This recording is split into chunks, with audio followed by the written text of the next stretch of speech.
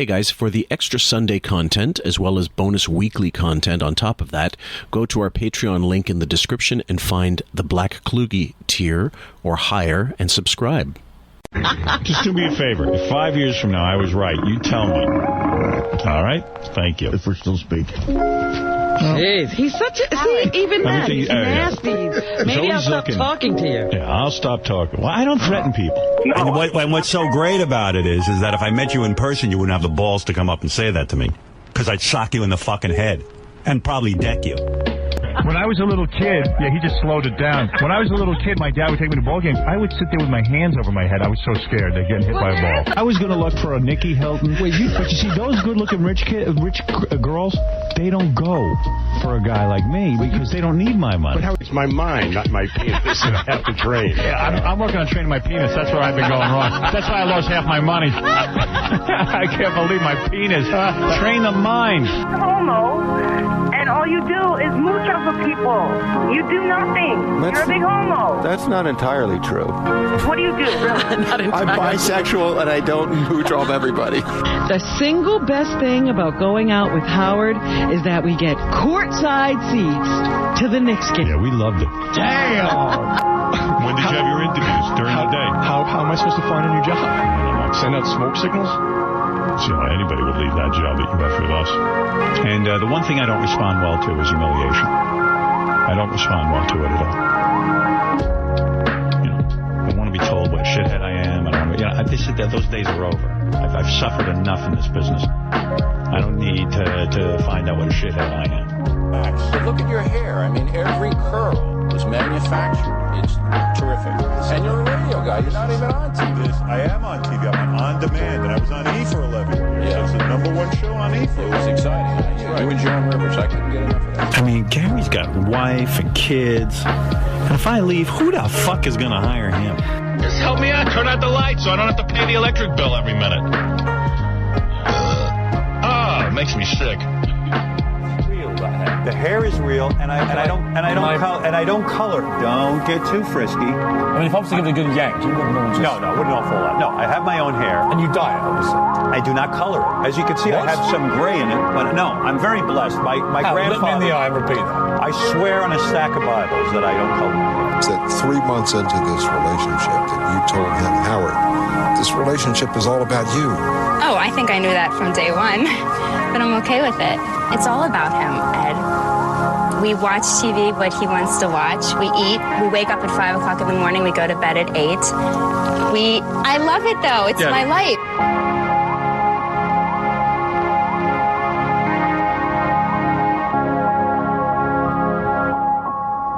Welcome, ladies and gents, to QF, a podcast about Howard Stern. I'm your host, Phil Moore, a.k.a. Jim Fix, and with me for this ride is Sam. How are you, my dear? Oh, I can't wait. We are covering, finally, we decided we wanted to do this ages ago, but we're finally getting through some of the interview shows that were something he did after the Channel 9 show was shit-canned. And this was something that in 1992 to 1994-ish, I think it lasted, and there were about 27 episodes. So the very first one was Garry Shandling. Now, do you remember what are your thoughts on that show now, just off the top of your head from what you recall? I've watched a few of them on YouTube. They're just brutal. It's unbelievable that this went on for as many episodes as it did, I thought. And, you know, you almost want somebody during them to make it stop, or somebody to come in. You know, if somebody's kind of floundering, they have something to bounce off of, but not in this case. So it's just flailing and failing. Mm-hmm. I think, and at this time, guys, we will give Howard credit for the E! Network just using this. It is called bait programming. They knew that Howard had some kind of pull, at least in the New York area. And so they thought if they could get people to subscribe and subscribe to, at that time, cable television, they had to pay extra to get E! This might be a way to do it if they knew he was on TV And the format was irrelevant. It's Howard Stern. He doesn't have a video format yet, so why don't we try to get on top of this? And this was the format they decided to go as a pure interview show, probably never having seen the Fox pilots because they were never broadcast. Right. And I also think, you can get a sound clip from some of these that sounds enticing to generate press and to generate not clicks, but generate eyes on it. So, they're talking about this hot thing or this topic. So that might have helped it along. But overall, once you saw the thing in its entirety, it's an abomination. Well, apparently it was successful in the sense that they for E was something to attach themselves to. He was up and coming, and it was good for E, and I think he deserves a little credit for that. But it wasn't a good show. It was literally just, we are desperate for Howard stuff, video wise, on TV, anything we can get, and I found it fascinating that he agreed to do this thing without the rest of the crew. And what we're going to hear from is Robin talking a little bit about why she thinks it didn't work. But it's all narcissism because she was jealous she wasn't on the fucking on the TV with him. I mean, it's narcissism, and it just was terrible. So it was, yeah. So here's what she has to say about this from the history of Howard Stern. I don't know what to say about that. I mean, we can all do projects on our own.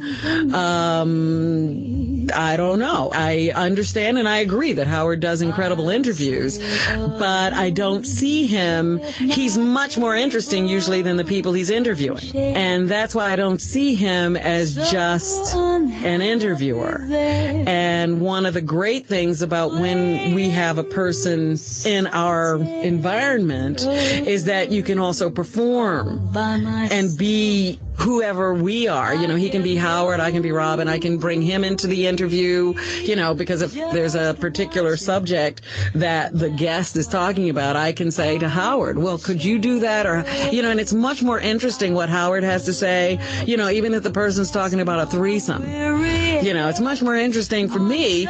That's retarded. In the middle of her saying this, she realized it sounds negative towards him, so she has to dress it up and say he's more interesting than anybody he's interviewing. Well, it's not. me. It's me. Yes. And then, but ... Now the truth is, it's very detached. It doesn't sound like a complete thought. Well, there's that, but also she's I already mentioned that she's upset she's not part of this whole project. She was probably happy it failed because people have to realize he had to fly out to L.A. to record these in addition to doing his show, like the road radio show, which was a hell of a lot of work. Oh, yeah, especially for him. He hated all of that. Mm-hmm. And he still wasn't comfortable on the air, as you'll see. This is just a complete cringe fest. But I think she realized, like right now, I better lather something up because he'll hear this back and he'll get pissed off at me for saying it. Yes, and he would. Yeah. It's also like Howard, again, likes the idea of being a Johnny Carson and Oprah Winfrey, but he doesn't want to do the work. God, no. And the listeners, I think, for me to say, Howard, do you think you could ever do that in your marriage? Could you bring in a third person? Because he's going to be more animated. He's going to be more interesting. Because people who are having threesomes usually are bored to tears, and that's why they had the threesome in the first place. And so that's what I thought was the problem with the program, because he would have to focus on these people who were less interesting. No, the problem he had was because he is not interesting enough on his own to sustain any of these types of shows. And he's not interesting enough. We see him. I've said it many times about his talk show appearances. They're brutal. Most of them are all brutal. Very. Yeah. So anybody wants to, just go for it and, just throw a rock, hit one on YouTube, watch it. You tell us what you think. I hated most of his live appearances on these shows because it was like that Billy West impression. Stand up, wave your arms around, yell, take over the fucking interview. There is no interview. Nothing really gets said, and you're left with no entertainment. Yeah, it's shtick, all shtick. So here we go, guys, with the first episode with Garry Shandling. And I've done what I can with the audio, and I apologize in advance for any kind of tape hiss, but this is coming from VHS, so you got to bear with us.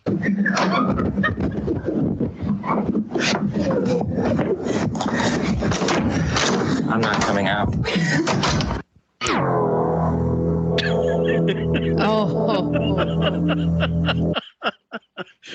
Whoever decided that this should be the opening with a close-up on that mug with this music should be immediately fired, beat with a shovel. I don't know. It's just the worst idea.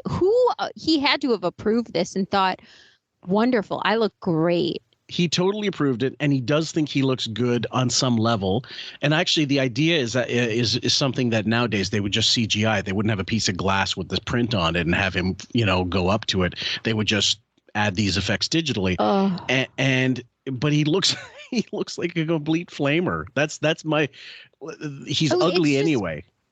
But it's just bad. It's just because he thinks he looks, almost like how you would think you look in an Instagram filter today. Yeah. That's how he thinks he looks. So he's impressed by it. And because of that reason, he approved this embarrassment. But yet he spends every single episode asking what he looks like and how they think he looks. And it's you guys will hear it for yourself. But he talks about this intro in the episode, which is like, who cares about this? Yeah, nobody. This is like no different than the Fox pilots when he goes, how am I looking? All right. Yeah. Okay. Yeah, we got a big show here. Who's on, Robin? No ability to go off the cuff, just blather. It's radio, but it's TV. It's not. It's still radio. That in his mind, that's what he's thinking. So, well, what if on Saturday Night Live, one of the cast members just turned to like Taylor Swift and said, "Hey, did you see that opening with that, the saxophone? How do you think I looked in that clip?" Right. Like Kenan Thomas doing that. It's just so ridiculous. Right. Do these boots make me look tough?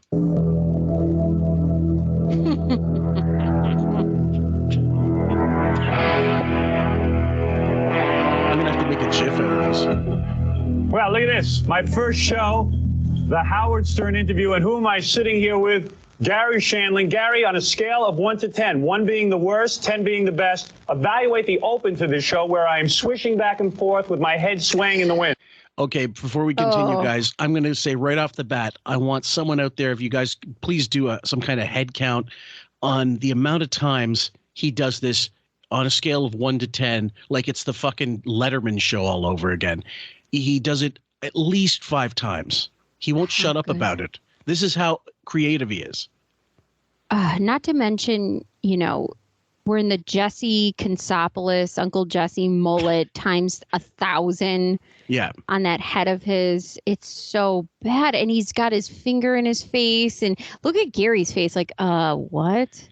Well, he was shaking his head the whole time. And Garry Shandling has never been the most comfortable on screen in any incarnation. I think that's partly just his personality.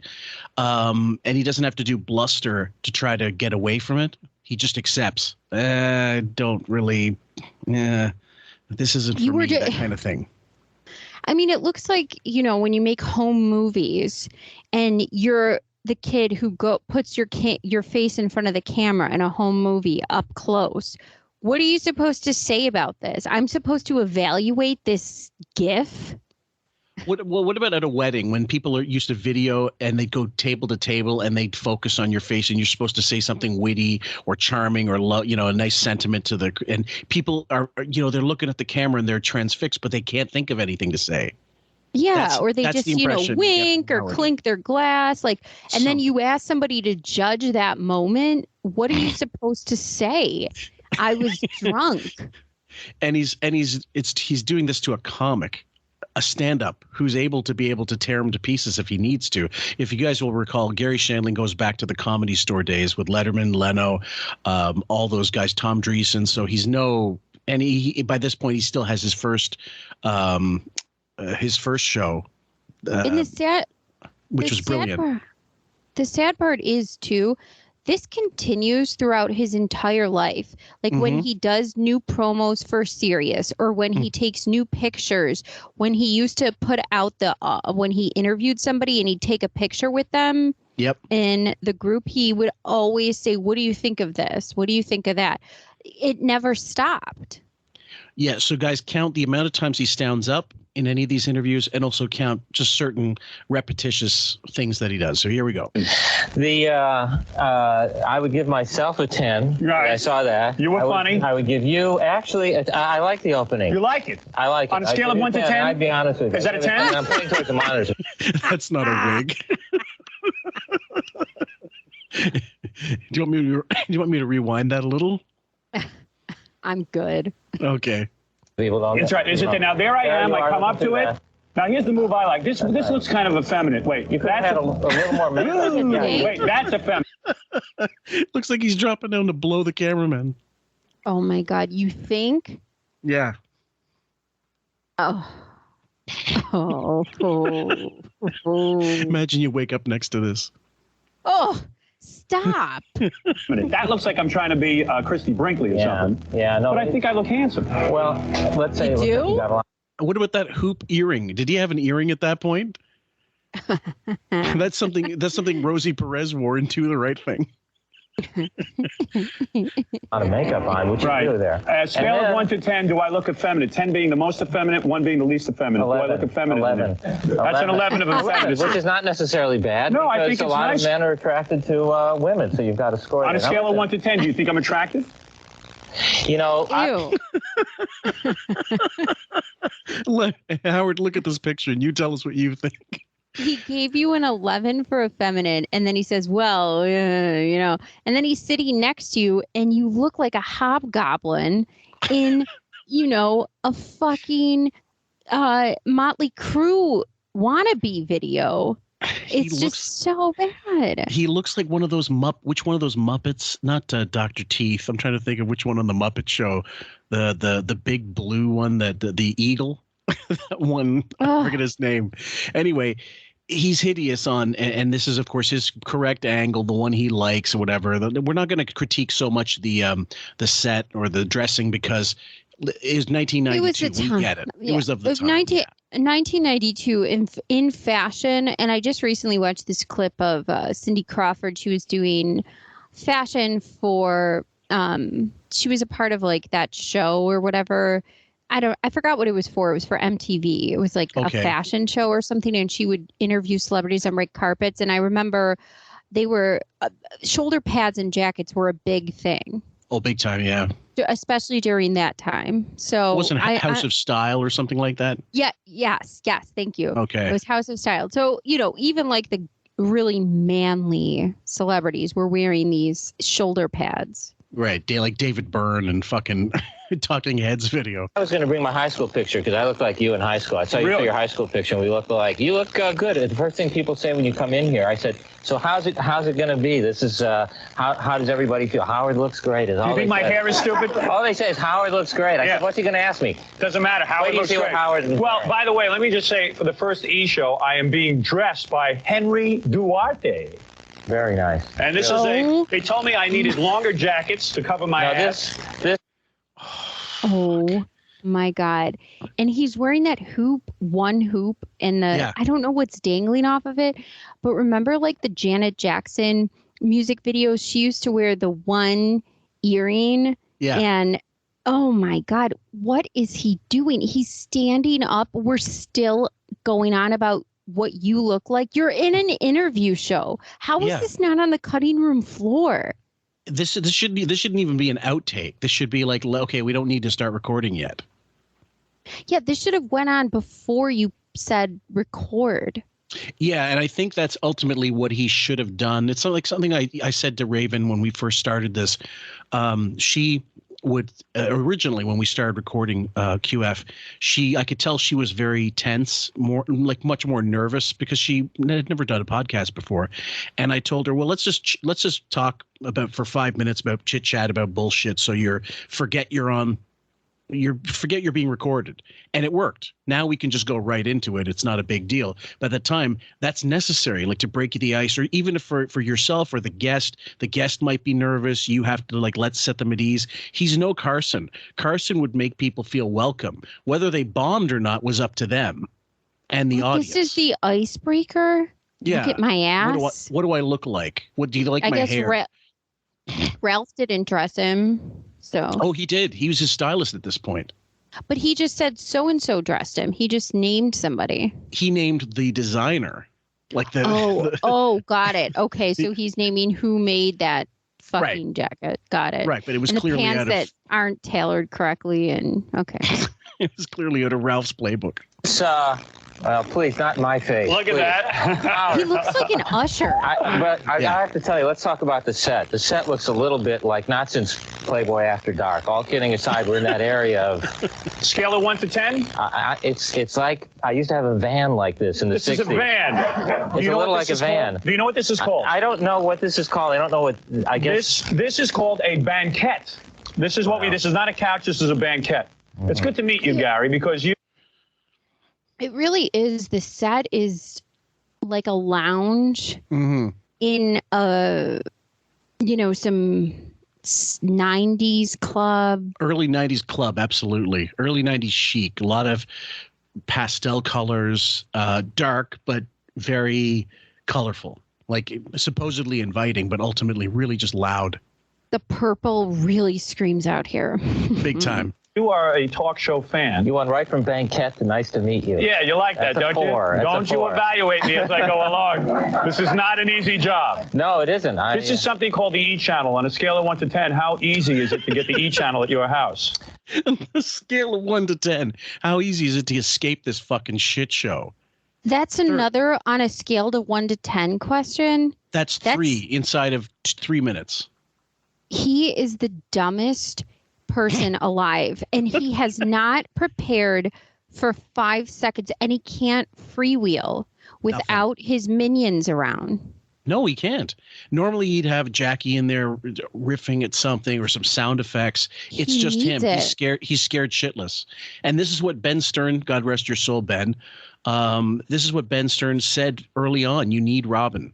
You need someone in there. You had good chemistry. You need people in there with you. So even though you say Robin's a narcissist, and that was a blathering answer, I think that she's right. He does need Robin. Yeah, she didn't want to say it though. Blankies. She didn't want to have to say it though, because she knows that would upset him. But I think all of them realized that they were necessary for him to make it. He never believed that any of them had anything to do with his success. On a scale of 1 to 10. A scale of 1 to 10, Sam. Is it taking a multiple choice question on an interview? Like, how interesting is this? Imagine filling out a Scantron. That's the extent of this. Pretty much. Actually, at my house, it's a 10 to get at my house. I can't pick it up at my house. I can get it easily at my house. A lot of pressure on me for this show. A lot of pressure on me for this show, Gary. Just hang with me. A lot of pressure on you. Why does anybody need to know that? And why is this entire segment not on the cutting room floor? You need a lot of pressure. Okay, well, you got the show. That was the pressure, and now you got it. So you better deliver. What a clown. He's such a hapeless fucking dweeb. Wasn't the Chevy Chase Show 93-ish, 92, 93? It was something like that, yeah. Okay. He went on about how awful the Chevy Chase Show was. And it was. If anybody wants to look at the Goldie Hawn episode, which is at least a segment of it on YouTube, he's clearly way uncomfortable, which you wouldn't think from a guy like Chevy. He'd been in major movies, hit movies, first season of SNL, a live show, and, super hip. And had quite a long career at that point, but he clearly was frightened to death of this show for some reason. Because that was Chevy, and because the characters we saw on SNL or in his movies is actor Chevy, so it's very different. I feel like, and because Chevy had to be this, he now we come to find, after years and decades of people working with him, what a dick he is. He's not the, he's not the warmest human being. He's not the most inviting and engaging person. He's actually quite an asshole. So it was a definite spotlight on how he is in real life, which is why it failed. And it's why this failed.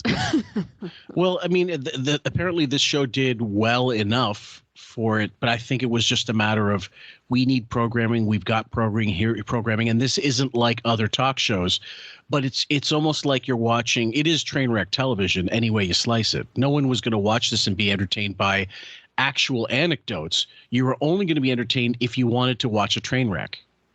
Well, I think of it like this. Remember Bravo? They were not really anything until that Real Housewives came out. And when I remember watching that first season, and it was the Real Housewives of Orange County, okay? Yeah, that's right. This was as real as you got. I mean, it was just train wreck television, and it's so different now, and it's so overly produced, and now they have hair and makeup and they have the whole thing. It wasn't like that in the beginning when it started, when Andy brought this franchise into the fray. Right. And I think as it got more cities and more people watching it, they realized, okay, we're going to have to kind of manicure this a little. We're going to have to make this a little different. We're going to have to do different variations, even from the shows they did afterwards, where they, interviewed them all for reunion shows. He pivoted. He realized what worked, what didn't. That's right. We're going to grow this thing. And it's a fucking machine now. Oh, God, yeah. I think when you watch something like this, you should see that episode and say, okay, you can't do A, B, and C. We have to change A, B, and C. And that never happened. It just kept, the train wreck kept going. There was not one breath of like, okay, maybe we need to change this up. Maybe you need to not do that. Maybe we should try this styling. Maybe we should stop saying 1 to 10. I mean, there was none of that. Well, we got it from the Jackie interview that we did. He wasn't going to take kindly to any suggestion from anybody, and that was documented in the Colford book as well. Later on, when we start talking about this, there's not too much in the Colford book about this particular show, but think of the Jerry Lewis talk show, the aborted talk show that was like a monumental debacle. It was, and we're talking about a guy that was way higher on the level of fame than Howard at this point in his career. And he had all the money, all the writers, all the right things going for it, except that it was just, it's one of the most amazing pieces of shit you'll ever watch on YouTube. The Jerry Lewis show that was, it was meant to be like Johnny Carson. It was meant to be like The Tonight Show. And it was a bomb. And he, by his own admission, he said, this didn't work. And they spent so much fucking money on it. So it's because it's it not takes a it's not certain easy. person. Yes. It takes a certain person. And same with podcasting. People could say, oh, this is easy. I'll just get a mic and I'll just do this. You have to have some sort of something to be able to make people listen to you. By the way, this reminds me of recently that Meghan Markle fake Duchess who moved to Montecito in a mansion to escape the a horrendous oppressment of royalty. She just came out with this Archetypes podcast, and her first interviews were Serena Williams and Mariah Carey. And she sounds like she compared herself to Nelson Mandela. Oh, she wonders what, and guess how many people it took to make this podcast after 2 years of signing this deal with Spotify? 28 people to create a podcast. I think about us and our, my $70 mic and, $25 boom arm. And I want to say, are you kidding me, lady? Right. Is it a video show or just like audio? Well, I listened to it audio. I'm not sure if it's video. I have to check, but it's so brutal. If that's 28 people, there's probably about, I don't know, 25 too many, because you don't really need other people to do the schlepping if you can figure it out by yourself. At any rate, guys, we're going back to this. And I guess I have to remember the timeline of when we recorded the Fox pilot, the first episode. I don't remember the chronology. And then we also did the Channel 9 roast, which was after that. And I think whichever order we did it in, I remember thinking he did this Channel 9 roast after the failure of the Fox pilots to get picked up, and never learned a fucking thing. And now he's going to try this other format in Los Angeles, granted, and maybe, who knows, a very low budget. It looks clearly low budget, and it's just an interview pared down to just him and a guest, so it doesn't need a lot of money, really. The editing, the everything would be post-production that would cost the most money, and obviously his salary. But he still hasn't learned about himself, that he's not that interesting. I also, when we recorded those, I have this memory that I have to put out of my brain. So it's like, it was so painful. Yes. And to watch that, I sometimes when you say, oh yeah, when we did the Fox pilot, I'm like, did we do the Fox pilot? Because I was so skeeved out and cringe that I just put it out of my head. That's how I feel about it. So when we're bringing this up, I'm having these like repressed memories. I'm like, oh my God, oh my God, oh my God. Well, a lot of people don't talk about these particular shows because they almost seem like an afterthought. And that's kind of because they were, because a lot of the guests would be repetitious. He'd have them on the radio show. Then he'd go to LA and interview them again, which is probably why he felt like, let's stop doing this. It's kind of pointless because he's not exactly a workaholic. And I mean, at one point he was, but the thing I remember thinking about that Fox pilot was when they did the biggest sad sack or whatever, or biggest hard luck case, and they had Grandpa Al Lewis, and they had that was only the good part I like, was Grandpa Al. And every single one of them were more interesting than him. Yeah, we wanted him to shut up now that this is all flashing. By the way, look at this image we're looking at. Look at Howard's neck and chin and that turkey. That doesn't go away. So when he got that liposuction and, his jaw shaving that he did and the chin implant, obviously, you can totally tell, especially in these episodes, when you see this totally obvious and remarkable, especially by comparison. He must have taken an inch off that nose. That and that neck.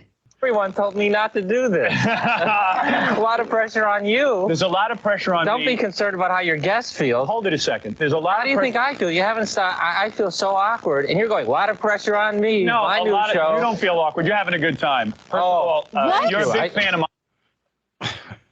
I feel awkward. This was pretty standard bullshit. Remember the Robin Williams interview? That was like 6 years earlier. No different. It's so bizarre, though. It's you're telling me how much pressure you feel. I'm the guest, motherfucker. Yeah, I'm the one that has to deliver. Now I feel awkward on top of awkward because you don't know what you're doing. Yes, that's the cringe. You're the cringe you guys are watching. We're feeling. Imagine being Gary sitting down next to this fucking goblin. My back is starting to sweat. I hate this. And something that would help me with the first show is if you would kiss my ass a little bit and tell me how great I am. Talk about why you listen to me on the radio and why you are excited about my television and movie career. Me, I, my, me. What about me? Oh my God. This is like, when you go to school the first few days and they're like, okay, you don't know anybody, go into groups. Okay. And now you have to tell everybody what's your favorite color and what you did this summer or something. And it's like, and then you have to stand up and you have to report on other people and you want to kill the teacher. You hate everyone in your class. And you're like, why is this happening? I'm just thinking of the level of embarrassment I feel for people. I remember one of my best friends had to do a speech on something, and we were all not allowed to have cue cards. This was like elementary school. We're meant to memorize it. He did memorize it, but he got nerves. The butterflies hit him, and he just choked on, in the middle of a word. Then he started sweating, and then he started crying because he couldn't remember, and the teacher would not help him. And we We fucking lost it. Laughed. And the teacher said, like, oh God, that's you guys, calm down. It's okay. And then she helped him, but she really wanted to stress. She was a hard ass. She wanted us to do as best as we could without memorizing. That's what I feel for, I guess, Garry, but Howard by association. The level of embarrassment I feel I can't even begin to describe it other than that situation. It's you have to be a guest on a show, and the guy who's interviewing you is doubling your uncomfort. Discomfort. Yeah. They're just piling it on by this, and it's not. And by the way, this hasn't stopped since he started. This is still going. Yeah, this is still going. Yeah, and I don't think it'll ever stop. And whether it's the first episode or the 19th episode, the level doesn't change that much. I swear to God, this is exactly what I was going to say to you. Yeah. No, come on, say something nice about me. Okay, you say something nice about me, and then... All right, I think your new show, The Larry Sanders Show, want an honest opinion? Yes. I think The Larry Sanders Show on HBO is a very good show. I think it's a funny show, except it gets critical success but not rating success. Why has that been the Garry Shandling history? Oh, that's nice. Yeah. Are you kidding me? Why would he's doing you a favor. Uh-huh. And this is something you could ask if you were in the radio show and you had everybody around and you were talking about it and you were talking about how funny you think it is and you're having this build up and you're having the back and forth and the ping ponging around the room in the radio show. Now you were just left with this a-hole who cannot stop talking about himself. And this is what you're left with. This is just so bad, so cringe. Now, I know people are going to say, well, look, this was Howard's style back then, to be competitive and say, bring up stuff like why this show's really, like, the critics love it, but no one's watching it.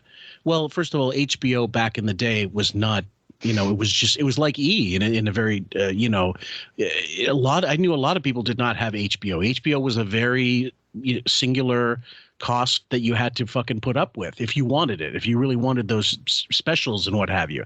And I mean, it's not like he's on NBC and the Cosby Show money behind him and that kind of shit. And the lead in is Cheers and stuff on Thursday night. It's almost like an indie film, but it's an indie TV show with a very small budget with very amazing people involved. Both incarnations of his shows, both the Garry Shandling, Garry Shandling's show and the Larry Sanders Show. In my opinion, the first show was better, but the second one was still very, very fucking good. Honestly, before Sex and the City and The Sopranos, there are very few people in my life that I knew that had HBO. Right. I mean, those were we can talk shit about Sex and the City all we like, but those two shows made HBO into capital letters. I could talk shit about those two movies and that fucking disaster. What is the new version called? Just Like That. Oh, fucking. I almost want to watch it to see exactly how bad it is, but I won't just yet. I'll wait till the wife forces me to watch it, but she won't. She knows me. Let's keep going. No, seriously, what happens? As opposed to you who gets not a lot of critical success, but a lot of people rating success. Yeah, and I have not yet been sued or threatened by the FCC. That's true. You don't have those kind of problems. And I'm proud of that. But seriously, why is it? You do put on great shows. I find all of your shows entertaining, and then the commercial success in terms of getting these huge, massive appeal audiences. What happens? What goes wrong? What's the problem? quickly. All those people were right. This is comfortable. Quickly. Tell me why you're such a failure. He's also gonna do that thing, like he's gonna tell you at another time. Ben used to tell me, faster. You got to get this through. Well, one thing he learned if he learned faster from Ben, he didn't learn quality control, because Ben Stern would be the first one to switch the channel on this. Well, he's also running this like the radio show where he's like, I got to get to a commercial break, but it's not. It's not. Be here. Are you glad you're here? Seriously. I shouldn't be here. Tell people why this is I'm good not one. glad I'm here yet. I'm not comfortable yet. Do you feel this is because going our good pacing? so far? Well, our pacing is so different. I'm laid back and you're so wired. I need you. But I'm happy to answer all the questions. Quickly answer the questions. But I see now the pacing with which you work, and I'm frightened. It's intense. Wait till we get to your girlfriends, and wait till we get to all that other stuff later in the interview. Well, it's a similar question. Why don't I have mass appeal? But listen, So first of all, let me say that the HBO series, The Larry Sanders Show, will be on every night starting December 7th on HBO. Every night they're going to show it. They're going to show, there's 13 of them, they're going to show them every night, December 7th through whatever. You're kidding me, because 20th. I was expecting Porky's. They've been showing that every night on HBO. Calm down. This HBO is, aside from your show, it's the worst. Every time I tune into HBO. Yes. Oh fuck! And you know what? You know what? I just realized he got a flashback in his own. He by talking about HBO, by mentioning HBO, he got stuck in his head. Oh, all of a sudden now, I'm the guest because Gary's sitting in the, where the host would sit, and now for some reason, Howard thinks he's still the fucking guest of his own show. I can't get over the fact that his Adam's apple looks like, a saw in the backyard, like a big tree saw. I'm just so distracted by it as he's murmuring through this and just horrible questions. And, it's almost like a crazy homeless person screaming at you for change. But it's being filmed and you've got it, it's going to be aired and this will be released. And they decided, come on, this is acceptable. $5, you got 10, you got 5. Come on, Buck, come on. And then look at Gary. He's like, the pacing's completely off. What pacing? This is like some kid has been told, like, okay, you tell a bunch of kids, okay, draw some pictures. One kid scribbles an X on the paper, says finished. This is Howard. I know. Why wouldn't you just scrap all of this and say, okay, let's take a breath and, compose ourselves and we'll start over. Do you think it was one of those things where he said, no, I'm not doing it again. That's what you get. Now I'm going back to New York. Yeah. Or he thought this was great. I don't know. Or do you think they thought, well, fuck it. We don't care anyway. We don't know what we're doing. He doesn't know what he's doing. Let's just put it out there. We need product. The first episode, but then this continued. I don't know. It's kind of like anything he does where I'm thinking to myself, so he must have ultimately controlled this. I think so. Because it's always bad product. Well, yeah. And if he has, we know that he had control over the financing on the Fox pilots and basically probably pocketed most of the money for himself rather than spend it on how the show looks, music, whatever else. So with this, you're right. I'd say more or less it was, I'm just laughing. I was talking to Sam. We just got a comment for one of our Patreon episodes from Greg B. And he said, it made me laugh. You could really tell the difference when Howard, would call up the wrap-up show or when he did an appearance. He went from Barry White to Rick Moranis.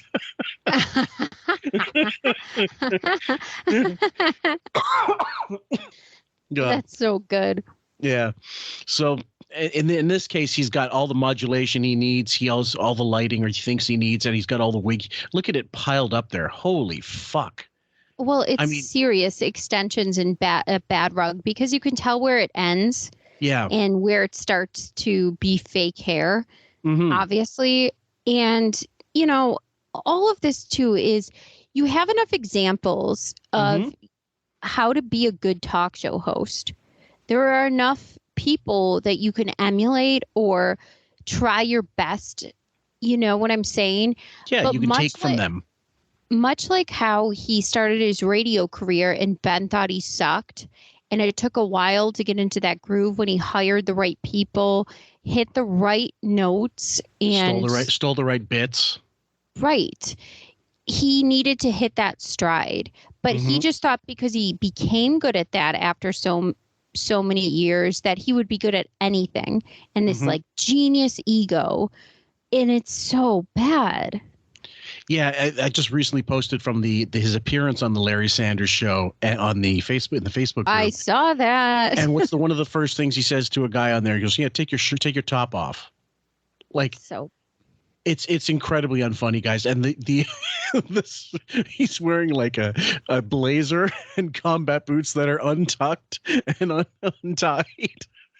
It's so like he had a hard day working on the Flatiron Building. I mean, it's almost as bad as, the fucking flannel and the OJ t-shirt and the socks with the boots. Like he just got done playing Teen Spirit. Smells like Teen Spirit. Excuse me. I remember asking somebody like Raven, I can't remember who it was. Maybe maybe it might have been you.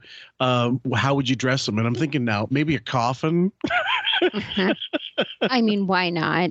Yeah. I remember when that was when Kurt Cobain died. I do remember a lot of people in school had Converse shoes and they would write Nirvana on the side of their Converse shoe. Like that was a thing. Oh my Lord. You know this is true. No. They show the same movie over and over and over again. I haven't even gotten to kiss your ass yet. Yeah, kiss my ass. Talk about why this is what I have so many things we have to. Are we done with the set? Now we jumped right by kissing your ass. Do you understand the pressure on me? Then I said, say something nice about me. Let's bring it back to me. Do you understand the pressure on me? Is this a board meeting that we didn't realize we were invited to before the interview? The original title for the show was "This Is My Life." I have to get this to court in the morning. Do you realize the pressure on me? Are we doing a show? Yeah, right. About me, and you went right into why don't you have high ratings? No, you're funny. You're at a scale of 1 to 10. I would evaluate you as a stand-up comic. That's 4. I'm keeping track, guys. That's 4 in 5 minutes. Another 1 to 10.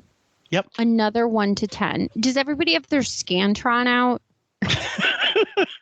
Like when you take an HR, I don't know if you have this, but we have to do these trainings. And then after the training, we have to do this, a rate from like 1 to 10. Right. And then it says like, agree, very much agree, disagree, but whatever. And then we have to rate the training. And I always just give it the best because I don't even care. Sometimes I've done these every year. I listen to it with the sound off and my eyes closed. Like I don't even give a shit. Yeah. Sexual harassment training. Those are the ones I've had to do. Yeah. Okay. Please. Every day of my life. I'm not reporting it. When we stopped hiring women, they stopped offering those things. It's just like, and I'm like, what are you guys? There's no one going to harass a male. Maybe you have a gay worker that's going to harass a coworker. Come on. But that used to be a thing. But you're right. It's like, this is kind of pointless. With Howard, when he's doing this kind of shit, again, I just don't understand why they didn't just shorten this. And he said just now, you evaluate things. He said the same thing to Jerry on Comedians in Cars Getting Coffee in 2013. You evaluate he's not people. Smart. He's not smart. He has a few tropes and they're all self-serving. Yep. And he's not introspective. He's not a great thinker. He's not a heterodox thinker. He's a follower. Yeah. I hate him. Let's go. You're only going to hurt me. A 7. Which is very high. Excuse me, a 9. I see the look in your face. A 9. That's a 9. What's 7 plus 9, guys? And it's a 9. A 9. You're a 9. All right, you're a 10. There you go. Say something nice about me. You're a 6. Yeah. Now I listen to your radio show, and we listen to your radio show at my show in the makeup room. In fact, I dropped you a card once saying we have the radio on. We listen to you. Right. And I think you're great on the radio. So you would say on the radio. This is the first stand-up, by the way. First standing up, guys, with the number 1. No, if you're counting. Second. Is this the second time? Second. Yes, he stood up to say, "What do you think of my outfit and my ass?" Oh, yes, you're right. You're right. Sorry, that's 2. I'm counting. I'm just befuddled. Oh, you think? Yeah. Flummoxed much? Do you think the cameraman's behind, like, literally at this point, going, "Oh God, I can't wait! I can't wait to get this to someone else." I think the amateur camera people on 9/11 were more comfortable. I just, again, I want to know. I'm going to ask everybody. It's only 5.5 minutes of footage in so far. We've made it last almost an hour of recording. I want to know, how cringed are you at this point? Please let us know where you get to maximum cringe on the 1 to 10, guys. Yeah. UFers 1 to 10. On the scale of cringe, can you please drop us in the comments 1 to 10, 10 being the most cringe, 1 being the least cringe? Where do you fall on this? Thanks. Yeah. And we'll, I'm going to stand up and ask you how my outfit looks in about 5 seconds. Let's go. Right. Then we'll rate your comment 1 to 10. I'm a genius. Would you say I'm as great as Lenny Bruce was? Would you say I'm a genius? I don't know. The way you stood up there was pretty inspiring. I got excited. Jesus, every time you talk about yourself, your energy takes over, and you can't contain yourself. No, would you say that I'm brilliant? This is not what I expected. Would you say that I'm brilliant? No. Were you a fan of Lenny Bruce? Very big fan of Lenny Bruce. Do you think I'm as brilliant? What kind of retarded questions? Yes, I don't know. I have to watch that. You want to compare yourself to Lenny Bruce? Just like that dunce wants to compare herself to Nelson Mandela. What show is this? What are you doing? You have no inventory of self right now. You're a free-balling ego maniac. Sit down. Well, he's got a card. I don't know what's on that fucking card, unless it's a mirror, one of those, bendy mirrors, so he can look at his fucking mug every minute. But the whole things that everything that he falls back on falls flat in general. Now it's only amplified when you don't have that circus around him. It really is unadulterated, full focus on Howard's deficiencies. That's why these shows we're never going to work. Also because he doesn't do homework. Yes. About his guests. So he does homework about things that are trivial. Surface level shit. But he doesn't. Right. When you go on Rogan, he can make pretty much anybody interesting. I mean, people who I've never even heard of, I find myself listening to these 3-hour interviews and I'm completely captivated. And it doesn't even matter what field they come from. That's what people used to say about Howard. What they didn't quite realize was there was a time, and there are some interviews he's done in the past, Howard, that is, and I'm not talking about the video, I'm talking about strictly the radio show, that have been interesting, absolutely. And I don't know that it was because at any time he was interested in the guest. I think that the prep was that good. Whoever did it wasn't him, I'm certain, but whoever did the researching, whether it was someone in the back office, like a Jason type person, or, Robin Radzinski, who was in charge of certain things, getting the right info into his hands and making sure he was aware this is a must. This one, maybe don't answer this one, see how it goes in the interview. And somewhere down the line, or eventually, or somewhere before that, it was like, no. You don't need prep. Prep is for amateurs. So my dad, I think, recently listened to a Drew Barrymore interview, and he's like, it was good. And I thought, well, that's because the guest gave a lot. Yeah. And the guest was good, and she was prepped, and she has a great way of, I guess, describing things in her life, and she gave a lot, and it wasn't terrible. I will say that. But in the past, when it was good, it's because for some reason, he had a lot of prep from other people who were feeding him lines and feeding him questions. And organically, just because of that environment, things came up that made it go in a direction that you didn't picture it taking. And it also, he had a great way of, when almost like a cat and mouse game, when some topic came up, he really honed in on it and you wanted to know. So he was good at some aspects of interviewing, but it took an entire room full of people, an Artie, a Robin, a Gary, a Benji, whoever. And it also took the guest to want to do the tango and answer all these things, and also to be receptive. And that wasn't always the case.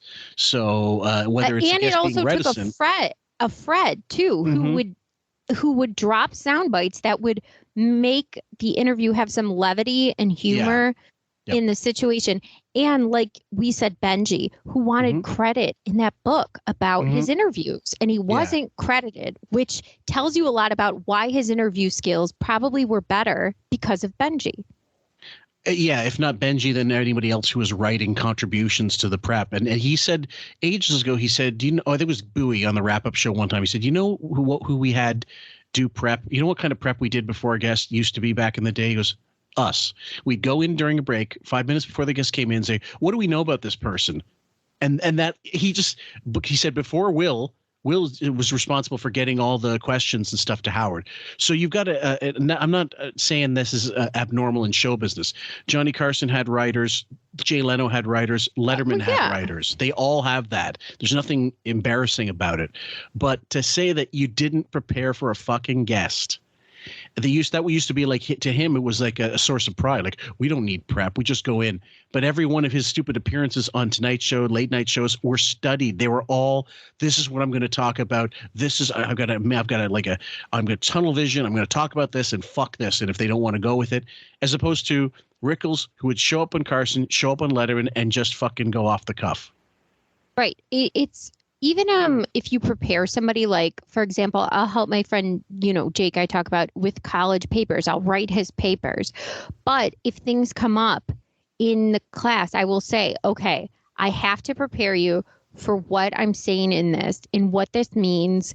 And you have to know what this is in case it comes up and you have to defend certain points. Because if you don't, you're not going to know what I'm talking about, what she's talking about, whatever the professor's talking about. Right. So I have to prep you. Howard seems to just not even care in this. It's ridiculous. No. Yeah, the answers that Garry gives are completely irrelevant. It may as well be Howard interviewing a mirror. Yeah. That's pretty much it. And it's almost like I said, the guest is there, but they're not.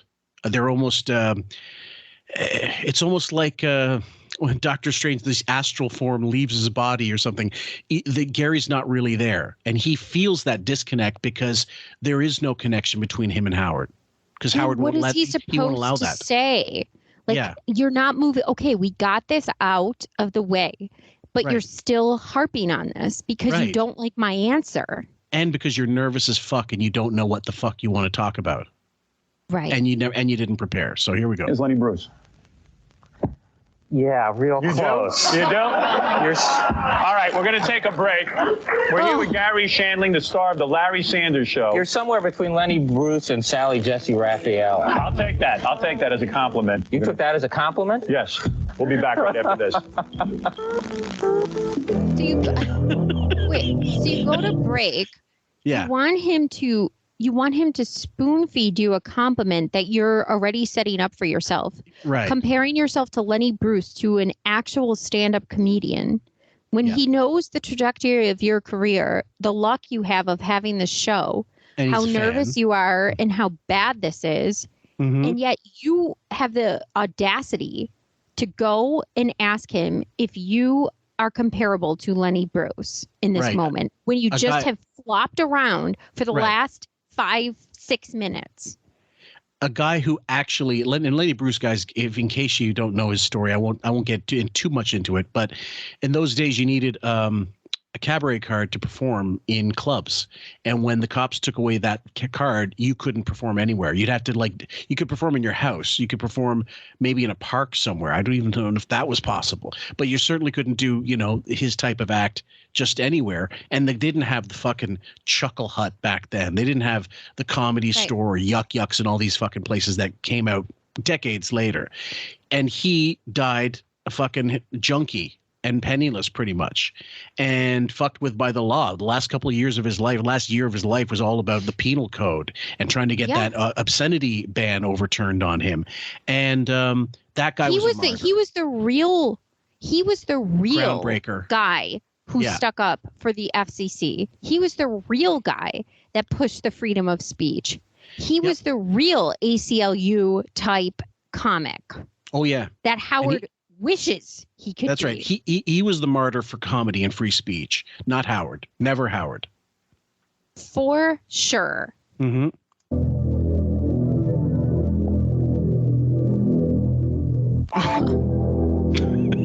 What a segue. By the way. Yeah. This I'm sorry. This music, this low Vincent Price vibration with this thing. It's like a bad episode of Ninja Turtles. It's just, they're in the sewer. I was thinking Tales from the Crypt or some shit. But yeah, I mean, it's they're going for some kind of mysterious. He's right. Gary said it, Playboy After Dark, which was an old show. And it was, really, unsolved mysteries kind of vibe. Instead, I don't know. I'm trying to go with whatever's dark theme. It's just brutal. So what, you're going to show that intro every time you take a break? We got to see you looking through that thing. First of all, I'm proud of that because that intro was shot on film, and I think I look very, very glamorous and beautiful. I think it shows your acting ability. I think it shows why you can make the leap to Fart Man right from this. Let me tell you something. Fart Man will be a big movie success. Sure. I am working on a movie. I love this era because he was so desperate to get Fart Man made into a movie. At this point, he's negotiating with New Line, Seinfeld. You remember that infamous call where Seinfeld says, "Don't do Fart Man." We got to cover that one day. Oh yes, this is hilarious. This is amazing. It's so funny too because the VMAs just aired yesterday. Mm-hmm.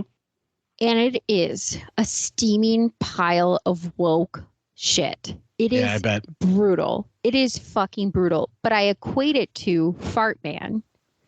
The VMAs today is Fart Man. Like, nobody needs Lizzo up on a stage saying she's oppressed. Nobody needs Billy on the Street Eichner just ranting and raving like a lunatic about nobody cares. Mm-hmm. I want to give the Richie Gervais speech. Give your little speech. Thank God. Thank your agent and get off. Like, fuck off. Yeah. It is unbelievably bad. And I think of it in the way of Fart Man, where it's like, oh God, what was he doing? It's like trying too hard.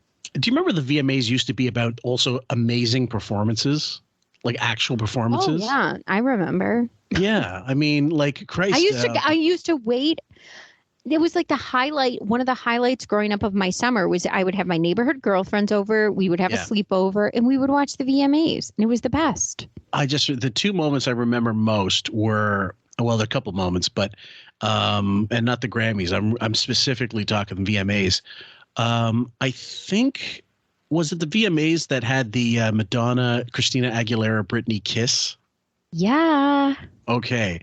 If I'm not mistaken, that was also Prince singing Get Off with a huge like Roman orgy on stage. And it was just like flesh on flesh. And the band was tight as fuck.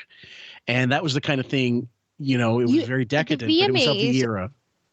VMAs, first of all, Britney Spears, VMAs 2000. If you ever YouTube this. Was that with Fred Durst?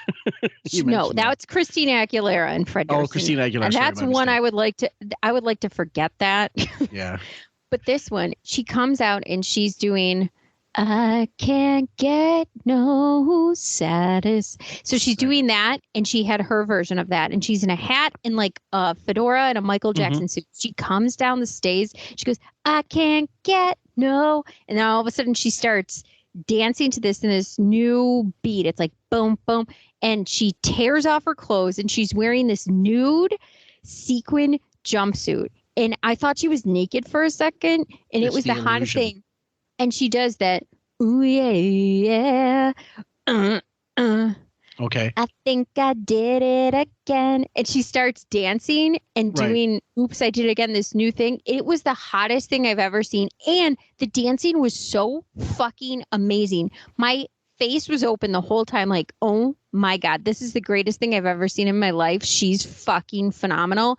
The next year she came out, I'm a Slave for You, in a tiger cage, carrying a python around, wearing next to nothing, and her abs, you could bounce 30 quarters off of them and they would have hit you. They would have made a field goal. Okay. It was so good. Well, that was spectacle, right? It was spectacle back in those days. It was amazing. And I do understand that's I guess another reason why I'm thinking this show doesn't work, because there are no fireworks. It's just it's just uber level cringe. And the joy of the Howard Stern show was watching shit bounce around the room as you're talking about these quarters. Having Jackie involved in some of the guests, especially if it was a comedic guest, like if Pat Cooper was in there, you didn't have any other room to breathe. Pat was going to eat up all the oxygen. But then if you had Kinnison in there, you'd hear Jackie, you'd hear Fred drops, you'd hear Robin get into it. Everybody would have a piece of the pie. Yes, and they also knew how to pick the right guests. Yes. Like, anyway, this is just, you just see he has no, even though he's dressed in whatever the fuck designer he's talking about, he is wearing no clothes. And Fartman was never going to work. Never. Not even in the height of Beavis and Butthead or Goosebumps books and all that bullshit. Gross out stuff. Barfarama books. No one was going to give a fuck about Fartman. Every single person put it down, and he was defending it like a motherfucker. I believe there's a Tonight Show appearance on with Jay Leno, and he brings up, "Oh, you're in town. You're trying to shop Fartman around or something like that," and he kind of poo-poos it, and he goes, "Oh, no, I'm just whatever," because the deal hadn't been finalized at that point. You're right. It was that time of kind of gross out humor. Yes. And a lot of it in kids shows on Nickelodeon, stuff like that. They had the Double Dare and the slime, big time slimy, on Nickelodeon or whatever. This was the time, but it's like getting into podcasting 9 years later. The point is over. It's done. Mm-hmm. You cannot do anything on top of what's already being done. Mm-hmm. From New Line Cinema now, I believe that this movie will gross $150 million. You had a movie deal. You were going to make the Garry Shandling movie. What happened? Well, actually, the script was exactly like the TV series. So once the TV series continued for 4 years, there was no reason to do the movie. And I didn't want to do the movie. So you backed out of the movie? Yes, I did. They wanted to do the movie? Yes. So you still want to do movies? Yes, I still want to do movies. Why did people tell you not to do this show? I don't understand. Tons of people told me not to do the show. Who are the people that tell you not to do it? Well, unfortunately, I won't say their names. Why? Why won't you? Because it's not fair to them. Celebrities said not to? Well, did Richard Lewis say not to do it? No, I don't think anyone you know really. I bet he's wishing he took this advice at this very moment. Oh, absolutely. And look at this ADD interviewing. Okay, so sudden, you're kind of getting into why didn't you do the movie? Well, you could have talked about the artistic choice that he made because the show was doing well, so I didn't do this. Then you could have went into a little bit more about his career. But instead, it's me. Back to me, this, my thing. Me. Fartman, $150 million is going to be successful. Did you get a movie? What happened to your movie deal? Oh, I didn't want to do it because I was doing a TV show. Yeah, well, what about my movie? What do you think about Fartman? What do you think is going to happen? Who told you not to do my show? ADHD, forget it. It's ADHD on fucking coke. Get him a Ritalin. Get him a straitjacket. Agents, just people. I'd say, hey, Howard Stern asked if I would be his first guest. What do you think? And they go, oh man, are you out of your mind? That's because. Why though? Because some people think that. Some people think you're really talented. Right. Some people think you're just like this passing fad. And some people think you're not. It's not that classy of a thing to do. And I did it because, first of all, I like listening to you. Right. Number two, I never went skydiving, never did bungee cord jumping. I figured, you liking it to that? This is a risk for me. I applaud you. That's 3. Third. Ding, now we need Raven's bell, goddammit. It's like a SeaWorld sideshow. When they get the seals to start, coming out of the water with balls. We're watching a SeaWorld show. Mm-hmm. Yeah, it's all a matter of just, guys, you need your abacus for this show. This standing up thing. You don't like that? I don't know. You think it's wrong? I don't know who you're standing up for. I'm just standing up. I'm getting excited. Poor Scott there on the camera has got to go, oh boy, I got to go through years of this.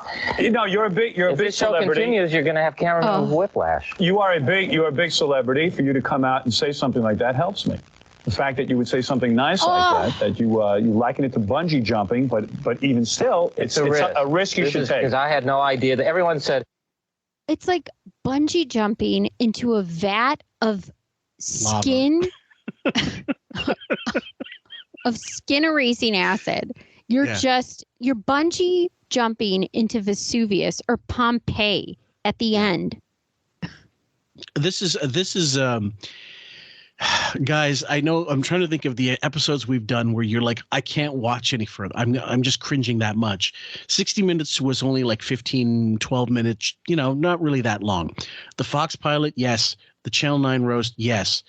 But when we started doing the 15 Foundation and these commercials of Robbins, I mean, it's a toss up. But every time Howard's on a fucking show, you end up looking at your watch. You start and keep in mind, guys, this is in retrospect. I'm thinking, okay, 1992. What was I watching in 1992? Well, I wouldn't be watching this. I absolutely wouldn't be watching this. I might if I was a fan of Garry Shandling just to check it out. But seeing how this is going, I'd never watch Stern again. Okay, so there were some comfortable interviews back in the day when I'm thinking of like when I'm a little bit older, high school era, like the Matt Lauer with Tom Cruise or Diane Sawyer with Britney Spears. There are these uncomfortable interviews. But they just happen. They just happen. Right. But the interview keeps going and it's not about the interviewer. No. So even if it's uncomfortable, at least it's real. It's still somewhat entertaining, even if it's cringe-inducing. Well, even if you feel like I said, the level of discomfort you're in viewing it is one thing, but it's a slow motion train wreck going in reverse and then happening again, like a loop almost. This show. Yeah, it kind of reminds me a little bit of. I remember I used to watch after school the Rosie O'Donnell show. Okay. I don't know if you remember that. It was the daytime show she had. Yeah, the daytime show or something. Yeah. And once in a while it was a little bit narcissistic in some ways, and she always had these little gitchy, quirky, loud outbursts or things about herself, or even The View. Yep. But it was never this bad. I mean, this is just insanely bad. I can't believe that this went to post. Like, okay, we're gonna roll this. This is good. Like honestly, you're an executive. You've got to put what little money you have into this, and don't you also feel like at the very least edit out the first 5-6 minutes of bullshit? I would edit all of this out. But even then, when you think of the Fox pilots, when they looked at this and they said no, even though he lied about why they said no, he was like, oh, because I'm so bad. Oh, okay. Right. It's because it is so bad. It is. He learned nothing from that Zero. Experience. Nothing whatsoever. It's exactly like those pilots with a different rug and a blazer. So this is my business question to you then, I suppose. So Buchwald's his agent and he advises him on everything. Right. Is Buchwald going, it's extra money, who gives a shit? It's exposure. We're not going to suffer. The radio show's not going to suffer, so who gives a shit? If I were Buchwald, knowing how uncomfortable and how awful he is in this type of setting, I'd never in a million years allow him to do a show. Or do you think it was Howard saying, I don't give a fuck what you think, Don, I'm doing this, against Don's advice? Well, I don't think agents say no to money, just like real estate agents don't say no to sale and commission. Mm-hmm. So I'm guessing he pushed for this, did it. But then I think he also knew, Buchwald, that he was a struggling network, trying to get it off its feet, and didn't have a lot of talent. And I think he thought, okay, if this fails, we can throw something else at them because they're not pulling the numbers that they don't have a big draw. So even if this doesn't work, we can still cultivate something from this network. We can still do something. And like I said, I also think that it's a payday. It's going to come out in, 10% on Buchwald. So why would I care? Well, because you want to get the same money next time with some other project, or you want to get more money. It's like Bernie Brillstein talked about this in the book I've mentioned on the show. He said, like when Jim Carrey got $20 million to do, not Liar, the one after, Cable Guy. And he said the film's going to be a disaster. Like, people are not going to, it's too dark. It's not funny. People want like a big Jim Carrey, Liar, Liar, Dumb and Dumber type film at that time. And they said, what you have, might be some fun, dark. It was just too dark. And it was Ben Stiller who directed it. And so he said, people would say, like, well, why wouldn't you want your client to get 20 million? He said, well, it's not about that. It's about making sure that he's not pricing himself out of future work, because now he's got one bomb at 20 million a picture. Then he's got another bomb. All of a sudden, can he reinvent himself as a $10 million guy in another film that's going to be successful? You want to make sure that guy is going to make the long-term money, not just the short-term, thing. That's where the agents come into. A smart agent goes, I need consistency over the years. Well, you have to think in Buchwald's head as an agent. You're going from the radio medium to a television medium, which is a huge jump. So you're going to take whatever you can get in that medium, right? Because you're jumping from one to the next. And obviously TV is more important than radio, obviously. Yeah. And then in more notoriety. And then you're thinking too, as an agent, you probably... There are agents who are going to care about the type of work you're doing, the quality of work you're doing, and you come to a certain point in your career where you care about that stuff. But I guarantee you, much like Whitney Cummings' agent who said yes to that series that lasted like 2 episodes and then was canceled and was hyped all over the place, back then especially, it was who gets a pilot. Yes. And it you just wanted to go from stand up to get a pilot. I got a pilot. That used to be the career template. Right. I'm sure agents weren't thinking, well, what's the pilot? They were just happy their comedy star got the pilot. So I'm guessing Buchwald in this, it was thinking not about how this is coming off, but thinking, we are trying to go from radio to television. Yeah, I think you're absolutely right. And sometimes, it is about getting the credit on your CV, not necessarily the quality of the work. Hence, Rider PI is a Long Island movie about nonsense. Yeah, go in it, whatever, what the fuck. Blue Oyster Cult wants you to do a voiceover. Yeah, go do it. Spread the word. You're going to do an appearance on such a show. Do it. Yeah, sure. We want exposure more than anything. And it also brought in people to the radio show, probably, too, because, we have this, and then we can bring you back to the radio show to talk about this, or you're getting the Screen Actors Guild credit, maybe. Yeah. You're getting into that realm. Yeah. And the other thing is, I suppose the other thing is we don't know it at the time. We know it well after the fact that he is behind the scenes trying to finagle that stupid Fartman movie. So anything that'll give you more clout, when you have more clout in the business, typically that will translate into money. Money, it doesn't necessarily mean clout, but the opposite is usually true. You're climbing out of radio into TV to try to get into movies. So these are very major steps. Yeah. These are major, major, major steps, especially back then. So in order to do that, you have to do something up the ladder in order to get that. It's true. I think he also considered that it is a cable show, and maybe perhaps if it is a bomb, not that many people will have seen it. So it's not that if he does fuck it up, no big deal. Yeah. Yeah. Wait and watch the show, see what the show's like before you jump into it. And this is what everybody says to me, wait and watch the show. But how am I supposed to book guests if everyone's waiting to watch the show? So I applaud you and I thank you. Well, that's actually the same thing that... Well, maybe you should have figured that out. How am I supposed to... Well, you're thinking about this mid-show? Mid-first show. You're thinking about this problem in his face on the show. Okay. Mm-hmm. Yep. And on my series is that I would ask people to come on and they didn't know what the series was. And now it's a little easier to get guests on the Larry Sanders Show. You asked me to come on your show and I said no. I rejected you. Yeah. The only reason I rejected you, it's not that I don't like the show. I love the show. I think the show is great. But I feel that if I go on your show, do you want to know the reason really why I didn't do your show? No. You do not want to know. No. All right, let's move on. You do want to know. The reason I didn't do your show. Which he does the next year anyway. Me. Yeah.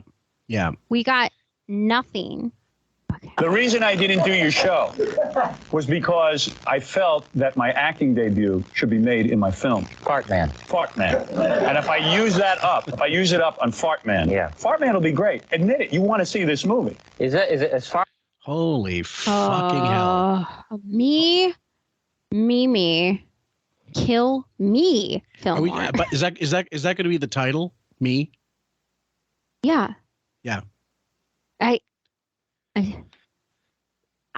I wish right now when he came down on those Fart Man in the VMAs and blew up that podium that I was standing next to the stage and shrapnel like a bomb. I wish it blew up my head right now. You're thinking maybe dying in a flood would be preferable to having to go through this shit?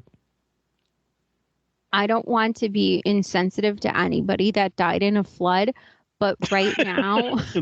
they won't be listening.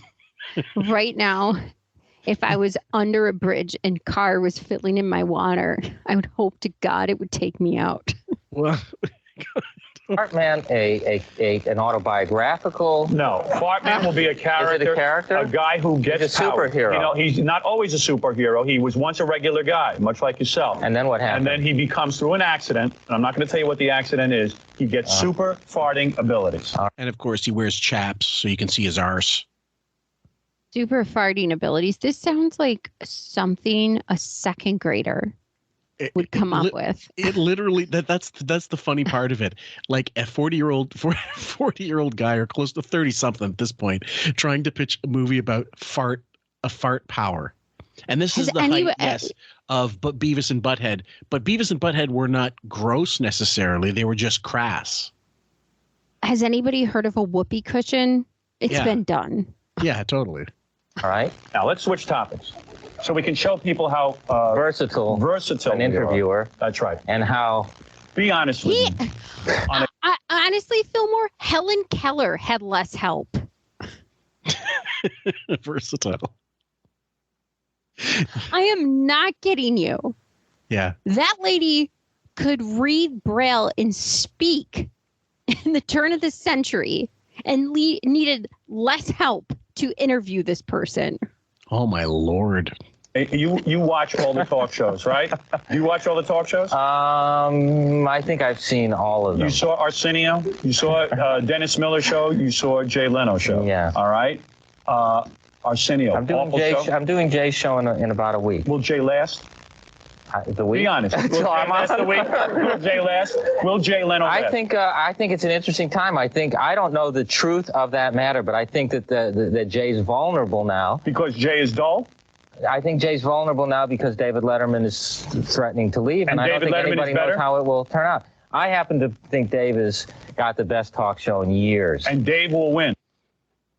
Oh. What? Typical Howard trope. Why are you on? You are on to talk about your show.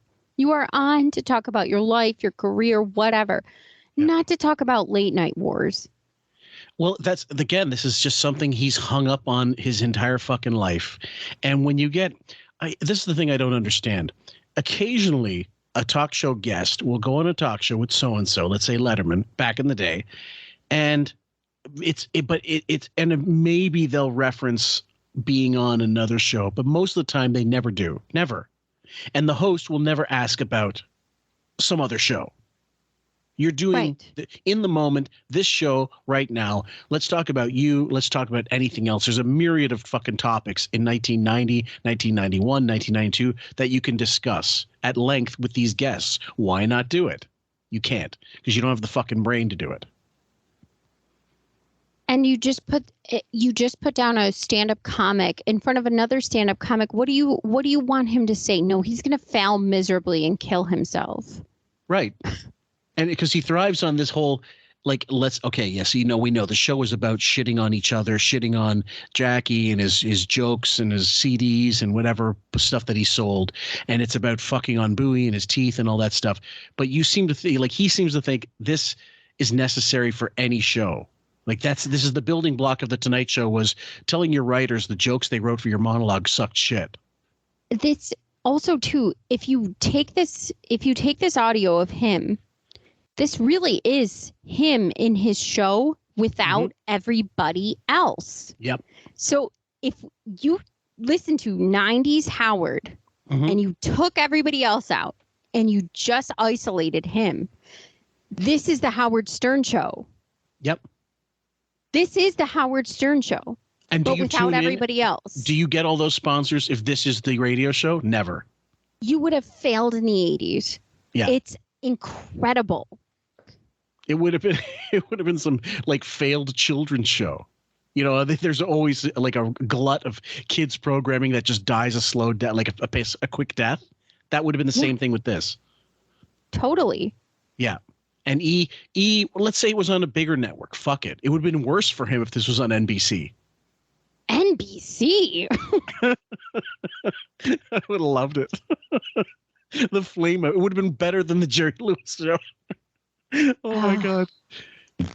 I don't know what NBC will choose to do, but I think Dave Letterman is the best talk show host. Right. But I think Jay does what he does. You think Jay's just okay? On a scale of 1 to 10, Jay's great? I think that's that's number 6.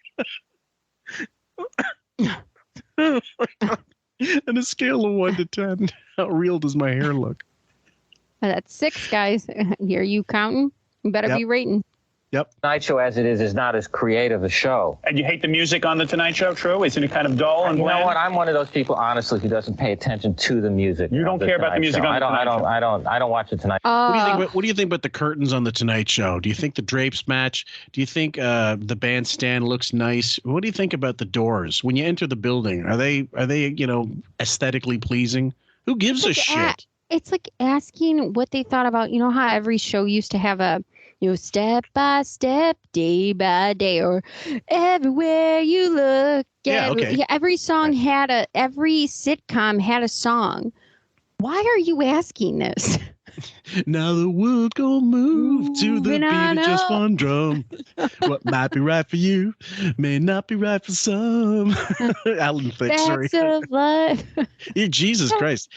And some of those are just brutal, by the way. I was talking about this with my wife. We hate, with a red hot passion, the King of Queens theme song. We want to actually, like, if we found the writer and the singer, the performer of that fucking theme song, we might both punch him out. That's how much we hate it.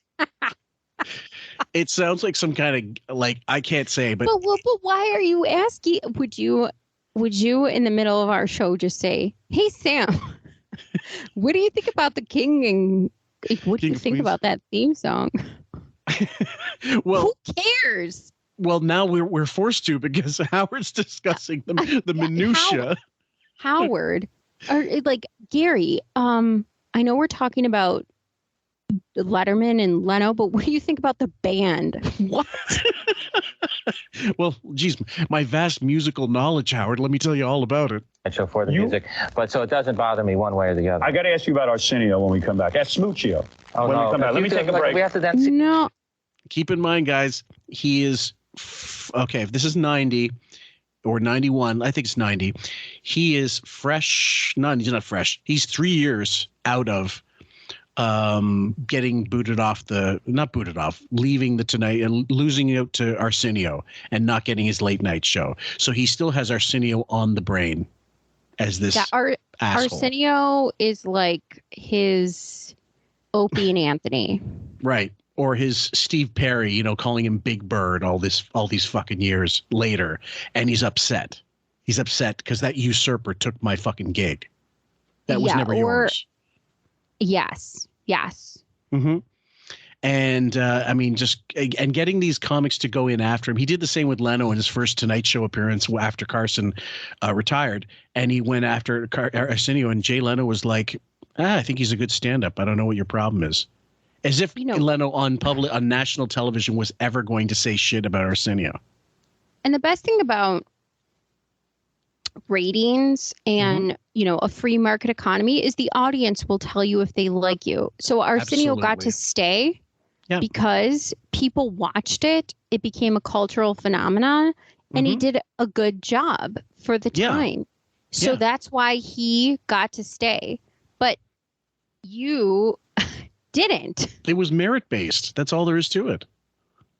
Yay. Yep. That you looking through the plastic thing again? Let me take a. We're going to come back. Look at me looking through the plastic. You look like a peeping Tom. I'm starting to think. Here's the agenda. When we come back, what we're going to do. I still haven't kissed your ass. You're going to kiss my. Here's what's going to happen. We're going to look at me looking through the glass. All right. You come up. You're going to kiss my ass right off the top. We should close on me kissing your ass because you can't follow that. All right. Skip the ass kissing. We're going to go right to Sloucho. Okay. Sloucho Hall. All right. And then after we talk about Sloucho, we're going to take a look at pictures of your girlfriend, your present girlfriend, on the Larry Sanders Show. Yes. Right after these words. Okay. A smoochie. Yeah, this is a big play on words. Arsenio Sloucho. Oh, and what a good thing to preview for audiences. We're going to talk about me and kissing my ass more. That's what we want to hear. Yeah, that's a promo. As if this didn't get terrible. Why? What? I mean, it's like, the Valencia filling, the filter Valencia, like it's just.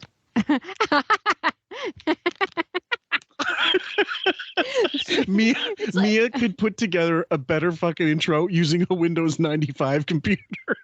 She does put together good videos, but imagine if she just put a fucking Snapple bottle in front of her face and started. Oh my fucking lord! What if she put out a Huggies? Those fucking barrels of color. Oh my god, her lemonade stand is probably more successful than that fucking show. One of my nephews, when he was younger, he painted a bunch of rocks gold and sold them as gold nuggets. People in the neighborhood bought them just to be kind. That's kind of what Howard's doing here. Anyway.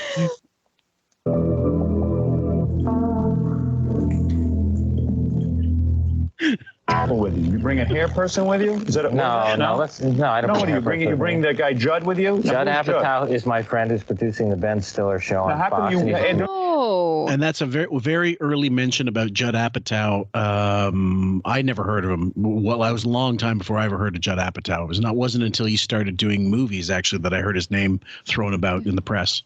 I heard of Judd Apatow from, I forgot what it was. I think it was it Superbad or Knocked Up or? It was definitely 2000s anyway. It wasn't. So he must have been, I don't know what he was doing at this time. Maybe doing some writing. Well, he's doing this. Well, yeah, obviously. But he wasn't, in capital letters, Judd Apatow at this point in his career. But he's not a hair guy. No, he's not. In the commercial, you had to seek his approval. I said, Judd, how's this going? Right. And what did Judd say? Judd said, I've always wanted to see a person squirm, see what that really looks like. So I guess you must mean me. And my assistant, Kelly Grant, is my assistant. How old is she? How old is Kelly? Kelly, how old are you? 36? Can I get a look at you? Oh, Howard, don't do that. Why, is that wrong? Is that wrong? Yeah. Yeah. You got a lot of... I like that. Why is that wrong? Why is that wrong that I want to look her over? Well, I'm a man. There's nothing... Oh. I'm a man. Because this is a hashtag Me Too. Well, beyond that, who gives a fuck? And it's sexual harassment. But also the person's not coming out. Like, they're not coming out to the fucking show. It's not like I got my manager. Come on out. And then all of a sudden you have some interaction. Fine. But no, he's specifically bringing her out for eye candy to be judged. And that's just really shitty. I mean, she's not expected to be out there. It wasn't prepared. And now he's pressuring her. And now he's the bad guy for not bringing her out. Yeah. In case she was some eye candy. That's just shitty. It's retarded. I fucking hate him.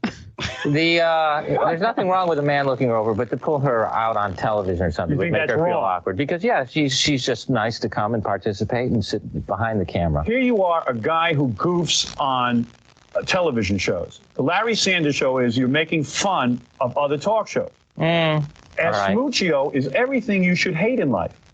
True? I mean, Arsenio is the quintessential. This is why Howard never had any friends. Mm-hmm. Because you cannot. This is not how you bring people over to your side. God, no. You're not popular. You're not cool. You don't, but you want to desperately make somebody else hate them.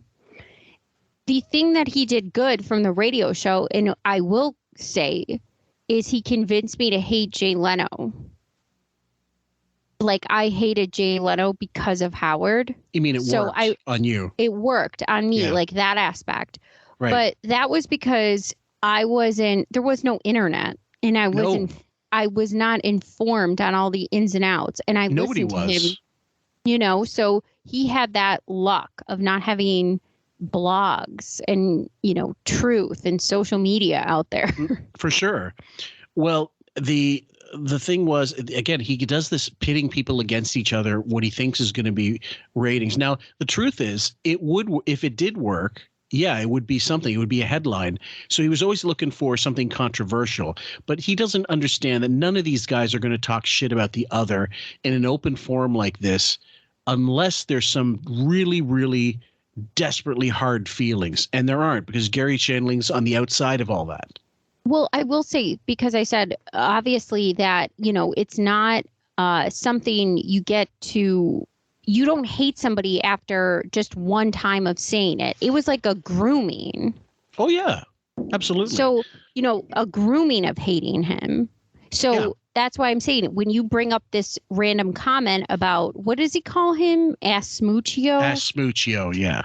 Okay. So he's saying this, and you're expected to hate him right off the bat. I didn't hate Jay Leno right off the bat. It took many times of listening to the grooming of it that it made me not like him.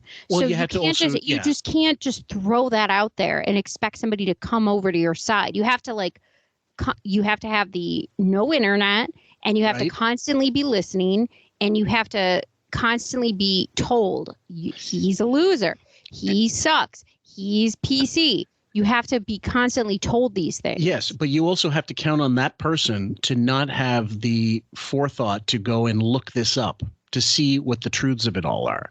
And the inability, yes, as there's a certain point you're dependent on the media blackout that exists. Unless you're going through microfiche, you're not going to actually be, and that takes, you know how much fucking effort that was back in the day.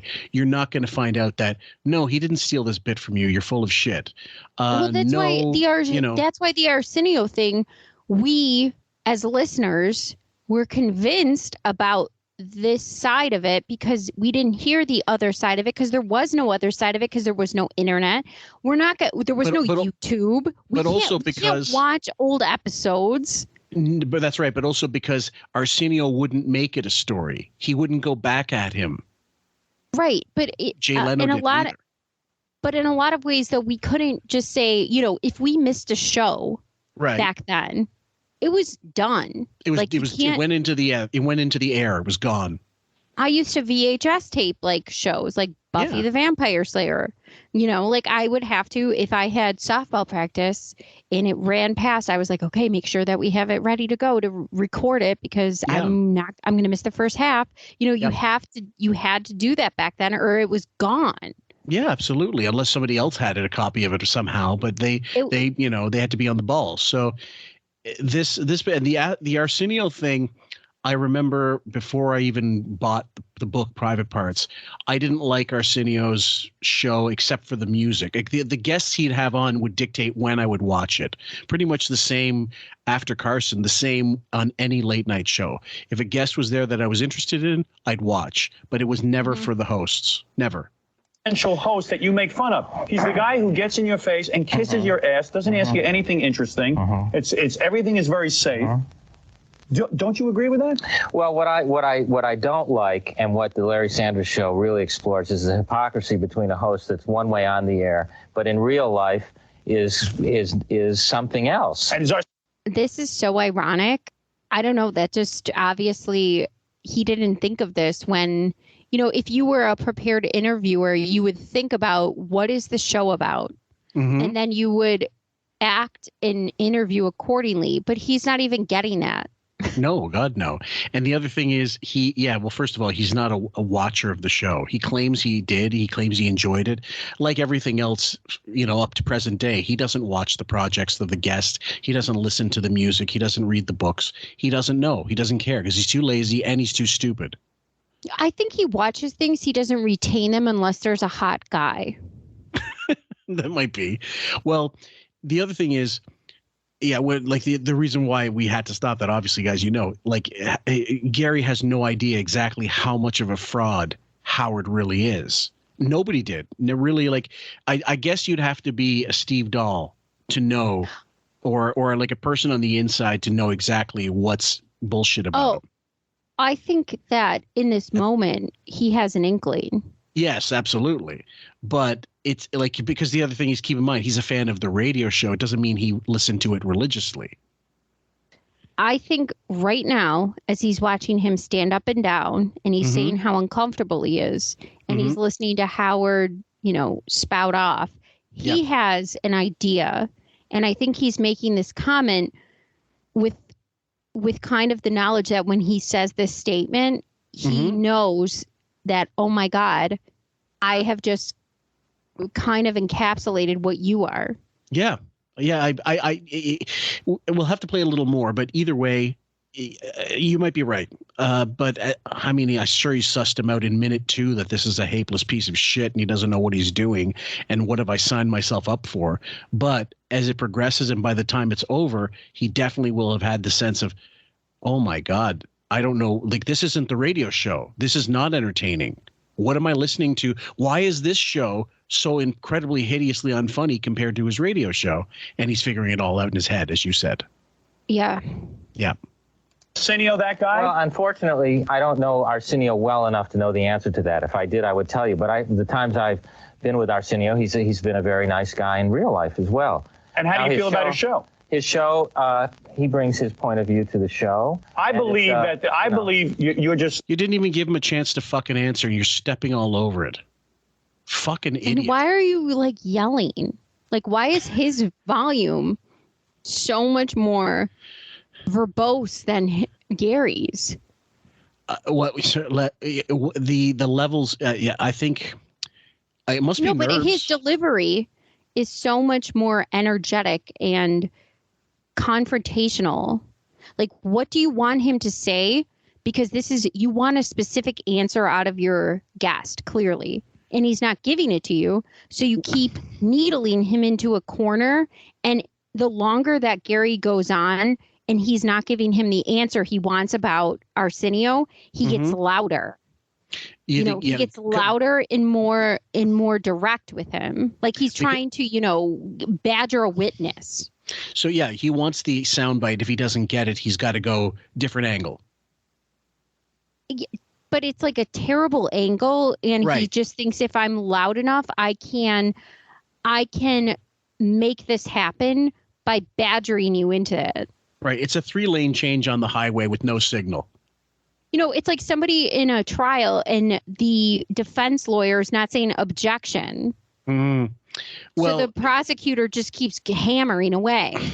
Well, yeah, there's that, but there's also that stupid fucking misguided idea that, and guys, I give him criticism for dead air on the modern show, but I'm not talking dead air like for no reason. This is a conversation. You're in an interview with people. There is an ebb and flow to the conversation. There is supposed to be a little bit of dead air. The dead air I give him shit for is when he's talking only himself to Robin. Robin's not meant to answer. He's just talking aloud, and there's these huge gaps of fucking space that are as big as the space between his fucking ears. This is something I think he's deathly afraid of in not just this conversation with Garry, but in real life. I think when he talks to people. But he's mistaking thinking about an answer and answering honestly for dead air. So he won't allow the guest to contemplate anything. Mm-hmm. And he's also not really paying attention to the actual answer as opposed to the answer he has in his head. Right. Yes. He has a presupposed answer in his head that he's not getting. Right. And he's mad about it because it's not coming out of his mouth fast enough. So now he's badgering him. Yeah. Lying now. I think what you mean to say... I'm keeping track of this. 3 times you've told me what I'm feeling. Yes, all right? I'm telling you. Were there a shrink here, they'd be all over you. I think you're lying right now. Let Garry tell us what he's feeling. What show don't you like? Come on. What show don't you like? What show are you not a fan of? I used to be a situation comedy writer, and I don't like certain situation comedies. Like what? What don't you like? I don't like. You see, you're afraid to say what you don't like. No, he doesn't even have a second to say. He can't even think. Howard is a garbage bag with a fucking, zip tie, and he's strangling him, and he's supposed to say something. Right. You're choking the man to death. What is he supposed to say? He's about 2 seconds away from passing out and passing away. What do you want him to say? Well, first of all, there was enough oxygen in the room he could breathe and take the time to answer, but he can't because the fucking asshole host is eating up every fucking second, and he wants it about himself. I think Howard's looking at the monitors and going, "Oh no, I need to be on the fucking screen right now. Why are you focusing on Garry?" He's the BTK of interviewers. Yep, absolutely. Perfect Strangers. Perfect Strangers you don't like. That is so controversial for you to say that. Come on, Well, it's controversial for me because I know the people that are associated with it, and they're all fine individually. I see. So you don't like the bad. Yeah, I mean, everybody. It's hard to do too. If you were doing a series, you'd realize how difficult it is to do. And evaluate this interview so far. How is it going on a scale of 1 to 10? Oh, that's 7. Oh my fucking Lord, guys. I knew it was a lot. I couldn't remember exactly how many. This we're gonna get 2 hand turkeys out of this. Oh my God. I'll let you know when I start participating. Yeah, you don't think you're getting enough in? Huh? You don't think you're talking enough? I'm happy not to talk. I certainly don't need to talk, but I couldn't tell you how it's going. See, you're asking me. I asked Judd. Yeah. We're all confused. No one knows. No one is really clear on how this show is going. I'm telling you, people at home right now are going, honey, what is this a good show? Nobody's really sure. All right, listen, I'm going to take a break. When we get back. Oh, not the break again. Yes, the break with it. I'm going to take a break, and then what's going to happen is this. We're going to come back and talk about your sex life and my theory on it, and why I don't think you'll ever commit to one woman, and why I think you've got it too damn good in this life with women, and that women should basically not sleep with you anymore. I'll come back and give you my theory on that. Excellent. We will be back with Garry Shandling, a great stand-up comedian, and the star of the Larry Sanders Show. You're also the executive and producer. It's going to be on every night starting December 7th. December 7th, every night on HBO. Which is, I think, only 30 channels from this. Right. We'll be back right after this. Oh, my God. He is like the BTK of interviewers. Fucking Gary's going to end up with nylons around his fucking hands and legs and in a ditch in Nebraska. God. And the other thing I don't understand, why is he spending such an inordinate amount of time explaining what's going to happen when we come back, when you could just take the break, come back, and allot that time for whatever you're going to do? What's that called when you call it like a preview or you give it a tease? A tease. What kind of tease is this? This tease is basically like your whole balls and cock out.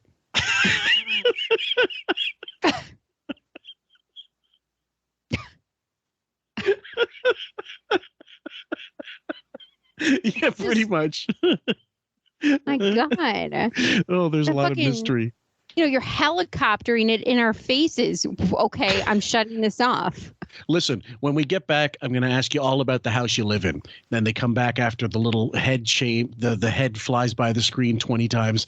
And I'll say, so, Garry, when we were gone, I told you before the break that I was going to ask what your house looks like. Now, what does your house look like? That's exactly what it would be like. It would be like, on Christmas Eve, you're going to put the presents in your child's bedroom in their faces unwrapped. I wonder if he had to say this to remind himself of what he was going to do, because he's that stupid. Because you notice he's not really looking at that. Producer on this? I mean, are you kidding? Nobody could tell him. Producer? Do you think they had an editor? It just went straight to tape, and whatever the fuck it was handed to the right person. Anyway, I notice he's got cards in his hand. Here's a perfect shot of it, but I don't notice him looking at it too often. I think they're blank. I think there's nothing in those fucking cards. It's like Biden, where the card said "sit down." Well, this is the funny part about the they're just now, or there's Gary making fun of the fact that he's got a show on every night and Howard's got this 1 hour or whatever week, and then he had to feed him the plug so that he could plug. Don't forget to mention that we're on starting December 7th. We're gone 5 days a week. Oh, and yes, and to starting December 7th, 5 days a week. Well done, Howard. Well done. Good boy. Here's your treat. Shake paw. Oh, let's go.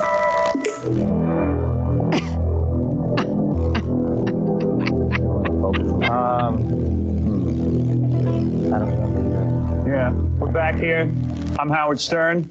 This, of course, is Garry Shandling from The Larry Sanders Show. You know what I want to do? I want to take a look at that clip now. The Larry Sanders Show, Gary plays a guy. I have to say, the longer this goes on, he is looking at him somewhat the way we are looking at this.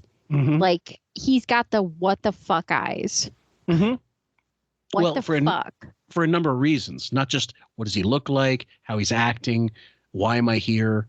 And also, like I said, trying to figure out why a show that seems to be so fast-paced, the radio show, and so entertaining, the host is not entertaining whatsoever. Why? Like, he's trying to figure out, Gary, is this the same guy on the radio? Yeah. And what is this? Like, what is happening? You know, Right, what time warp do we step into? Is this a Twilight Zone? Like, we've all been there at a bar or something where your friend or something just completely implodes and you're just staring at it like, what is going on? Maybe you're picking up the pieces. You're just like, what is happening? Usually on St. Patrick's Day. But I'm serious. Or a Bills home opener. But, you know, this is a similar thing. One of my favorite parts of The Boys, not the show, the actual source material. There's a St. Patty's Day issue where that's everybody's out partying and they're at an Irish bar. Some of the revelers come in and the bartender says, "Get the fuck out." And they go, "But it's St. Patrick's Day." He throws a beer stein at them to get the fuck out. He says, "No, this is the one day I want the bar to myself." And then Butcher and Huey go into the they go into the bar, and then he's telling them how, you know, after a little bit of practice he could write the words "fuck off" in the head of the beer. With the tap. so they're coming, give me a Guinness with a nice big fuck off at the top of it. I love The Boys. It's great. It's a great show. Guy who's a talk show host, and in this is your present girlfriend. Now, how long you been with this one? With this one? Yeah, this one. Now, you've had a lot of girlfriends. You know what? You're like me. You're not a particularly handsome man. Seriously, I'm not a handsome man. You consider yourself handsome? Yes. You do? Well, all right. No, seriously, you don't consider yourself handsome, right? Yes, I do. I'm not insulting you when I say that you're not handsome. Yes, you are. Yes, you are. Yeah, you are. Sorry, Howard. Oh, continue. Yep. I've heard you on the radio after you hang up from me, talking to me on the radio. Right. You say, he wouldn't be having a girlfriend like this if he wasn't in show business. Not like the one that you have on this HBO show. This is your real life girlfriend. Yeah. And you met her at a party. And you walked in and she said, "There's Garry Shandling." And let's face it, when you were in high school, no girl in your high school class would ever see you walk into a room and go, "Oh my." He's doing the same interview as he did with the Friends people, the Friends cast. He's giving the same soulless, stupid, vapid interview. Mm-hmm. Oh my God. How did he ever get away with being considered a great interviewer? Why did fans have to actually bring that up? I never said that. I think, well, like I said, I think he had great interviews here and there throughout the times, but, you know, it organically happened with the bounce off of other people in the show. And then it became a rebranding expedition. Yeah. So from when Artie left and then that summit, it became a rebranding thing. And then he just, you know, I want you to, from your computer to mine, somehow get a razor blade and slit my fucking wrists. I am miserable. Wait till we get to episode 2. Fuck you. I hate this. My God, it's Garry Shandling. I have to have him. Isn't that true? You're like me a lot that way. No girls ever came on to me in high school. When did you lose your virginity? But in college, there was dating a model. When did you spit on your cock and jerk off? Fuck you. I don't care. Yeah. What? Such minutia He's famous bullshit. and has money. That's why she's dating him. Move on. Yeah. Everybody knows what. I was old. I was like 20 or 21. I don't remember. I think it was actually the full year, 20 through 21. So you were not attractive to women up until that point? No, that's not true. You were attractive. You were holding out. Let's take a look at this beautiful girlfriend, and you evaluate. Could Garry get... Okay, the sunglasses are going to make their appearance. He hasn't really done Crazy Eyes so much. He's actually, I give him credit for being at least that focused, but that's small fucking praise considering all the other horrendous aspects of this fucking show. But what show do you go on where the guest gets insulted like this again and again? When did you lose your virginity? Who cares? Who gives a fuck? I mean, if it's an organic conversation and the guest divulges that, that's different. But who asks that? Yeah, he's not harping on his past. His sex life. He's not talking about it. Why are you bringing it up? Yeah, exactly. And by the way, this is like, I think is all because it's a big deflection from your homo tendencies. Oh, yeah. This is all like, hey, are you like me? Fishing it out. You know, maybe he's like me. It's just. I think there might be a little bit of truth to that he's actually trying to figure out what side of the aisle. You know, he still does it to this day with interviews. Oh, yeah. I mean, Orlando Bloom, hello. Oh, you know, Jesus. He's always trying to fish for, is he like me? Does he feel this way? Does he have a beard? Yeah, it's very much, do you guys feel the same way as me? Like, do you agree with me with this? Oh, okay, great. Do you, and it's yes or no, yes or no, yes or no. That's the other thing. The depth of the questions is about as shallow as a kiddie wading pool. Yeah. You really just fluff. Anyway. This girl, if he was not on television. Excuse me, Larry? Let's see this. And keep our microphone. That's And her? you're clearing the way. The blonde? Don't come in here. Have you had sex with her? Did you have sex with her? I look good. You look nice. Who is that blonde? Now, who is your blonde? That's your girlfriend? You didn't even listen to the scene. I could care less about the scene. That is your girlfriend? Why don't we just freeze it and make a poster out of it, for God's sake? That is your girlfriend? Yeah, Linda. Oh, Linda my Bissett. God. I mean, would you? I mean, I would do the Heine dance every night for a girl like that. Well, I don't know what the Heine dance is, but yes, you would. Will you ever get married? You will never marry What anyone. is the Heine dance? I would do the Heine dance. I've have never no heard idea. of that. What is that? Outside, can anyone outside of the Blue Oyster Bar explain to us what that is? Anybody went to Studio 54? Can you? Yeah. I mean, like, Or what is the Heine dance? Or the mine I would shaft? do the Heine dance. You know, like when kids had to go pee when you were potty training, they did the pee-pee dance. They would, you know, your kid would like kind of, you'd know they had to pee because they would do the pee-pee dance. It's Right, 'cause like they're going, oh God, they're wriggling They're like around. wiggling. Like, oh God, I gotta go. That what a fucking immature loser. Maybe that should be the title of the show. Isn't it true? And I have a theory. Yes, whatever you're going to say, yes. Guys like you and Richard Lewis, comedians like you and Richard Lewis, and a couple of the other comics now are sort of becoming sex symbols. Oh, I've heard your theory on this, and because they can use their newfound status to Jerry Seinfeld. No, I think that honestly the reason that it's been difficult for people like Richard Lewis and myself to get married is that we've had dominating mothers who make it difficult to be willing. That's a lie. That's a lie. Not a lie. The problem I was is on another cable show and have analyzed this. You don't like what he has to say because you have a dominating mother, Howard. So you're 100%. Shutting this out. And that makes no sense to me because he went on for years about how Ray was such a presence in his life. Why would he have to cut this off, and why would he object to it? Unless it's, you're right. He hates it inherently, even though he brings it up. He hates it. And like he brings up his looks. He brings up his looks and how ugly he is, but don't you say how ugly he is. Because Howard has to mythologize himself. And I think he's, already has a narrative in his head about what Garry is supposed to be. Sure. So if it's going along with the narrative in his head about how he overcame being not attractive and is now banging this hot girl, and it somehow, comes to a dead stop at he had a controlling mother, that wasn't written into his head about his already thought out narrative about him. So now it's, oh no, we can't cover this because then it's going to fall back on something I don't want to talk about. So even though you're saying it's about this, I'm going to pretend you didn't. Yeah. Amazing. The problem is, you know so many, wait a second, Garry, you know so many women who are willing to sleep with you because you're Garry Shandling. It would be impossible to commit to one woman at this point. Am I correct? You're not correct. I am correct. Because... How many women here would sleep with Garry? Well... Raise your hands. There are 7 women raising their hands. You can't see this. No. 3 of them are vice presidents of the E-Network.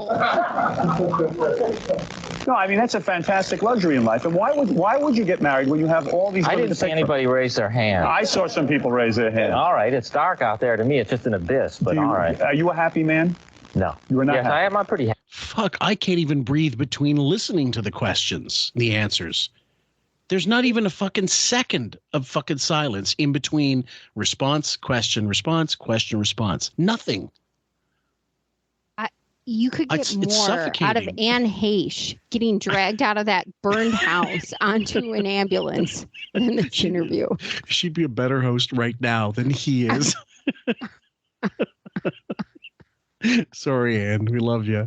You're happy now because you have everything in life you want. So how long have you been with this particular girl? 5 years. 5 years, yes, sir. And yet no marriage. Yes, this is what you said. And you will not have the marriage. I indeed may get married someday because I would like to get married and have kids someday. What is it? What is Howard, a rabbi? Like, what is this? Is he talking to his dad? What are you going to do with your reconciliation, like a confession? This is so fucking ridiculous. It's awful, honestly. I think of myself as really struggling to be very normal and do all those normal things, not going off the other way and being some slick sort of showbiz. Will you make her sign a prenuptial agreement? Yeah. You will. All right. All right. There it is. There is everything you wanted to know about Garry. But I'll sign one also. You would sign one as well. All right. Now that you've done the entire program, you've been on my show now. It was a half-hour interview, one-on-one. Tell the truth. Was it not good? Scale of 1 to 10, how do you feel now?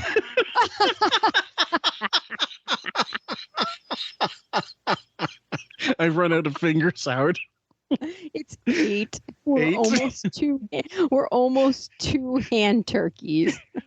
We're going into the toes. I feel very awkward. Yeah. I feel used. Yes. Are you sorry you came? Yes. You are? I feel...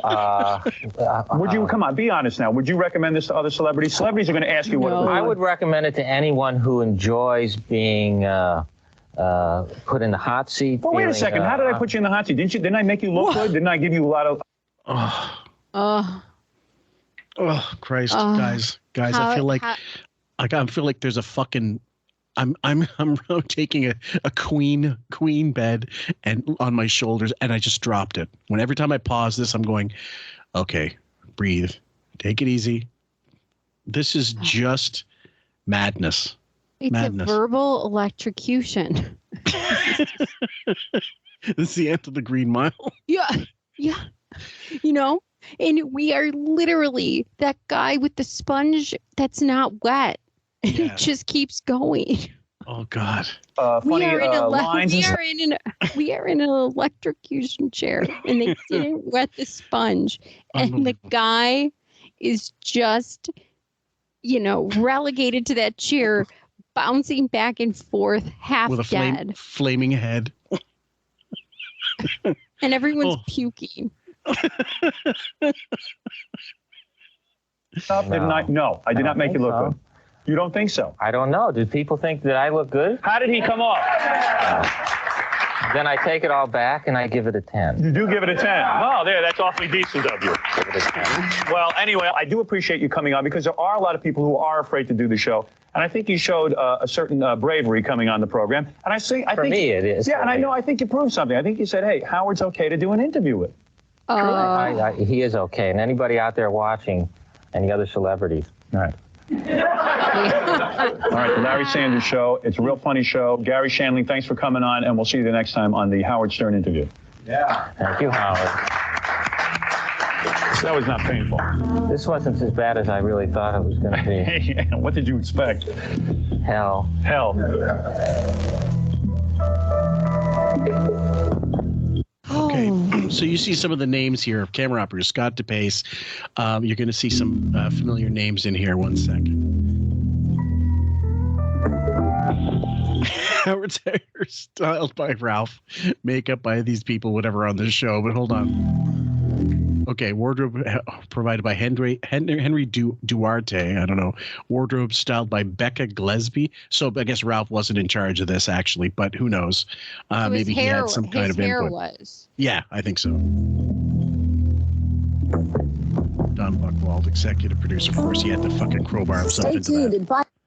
So that's about it, guys. I don't know when the next episode's going to drop. Hopefully you're going to get more of it. We're not going to do every single one of them, but there are about 4 or 5 episodes I've earmarked, including the Grace Slick one, the Moon Zappa one, the Suzanne Vega one, which I can't believe didn't get him fucking Me Too, to be honest with you, and just laughed out of show business completely. What about the Gene Simmons one? The Gene Simmons, the Kiss one, yeah, as well. I just need to get a better copy of it. But they're incredibly brutal. And if I can find the Richard Lewis one, we'll go through that too, because it is absolutely a fucking train wreck on both ends. And Lewis might have been drunk during it. I hope he was. Stern can't. I love that one because he can't actually control him. He loses it, just like the Ben Affleck, one we covered. So, any closing thoughts, my dear? Looking for the nearest pill bottle.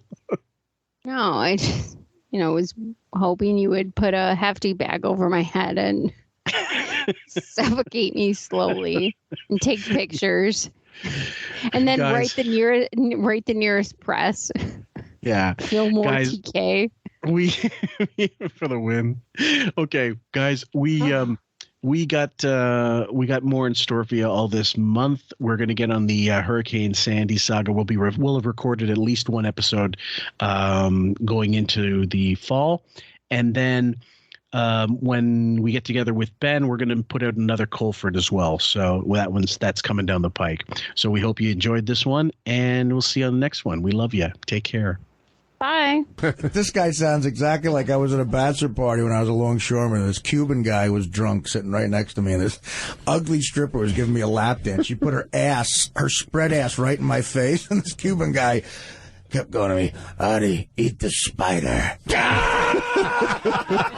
Eat the spider. Eat the barking spider.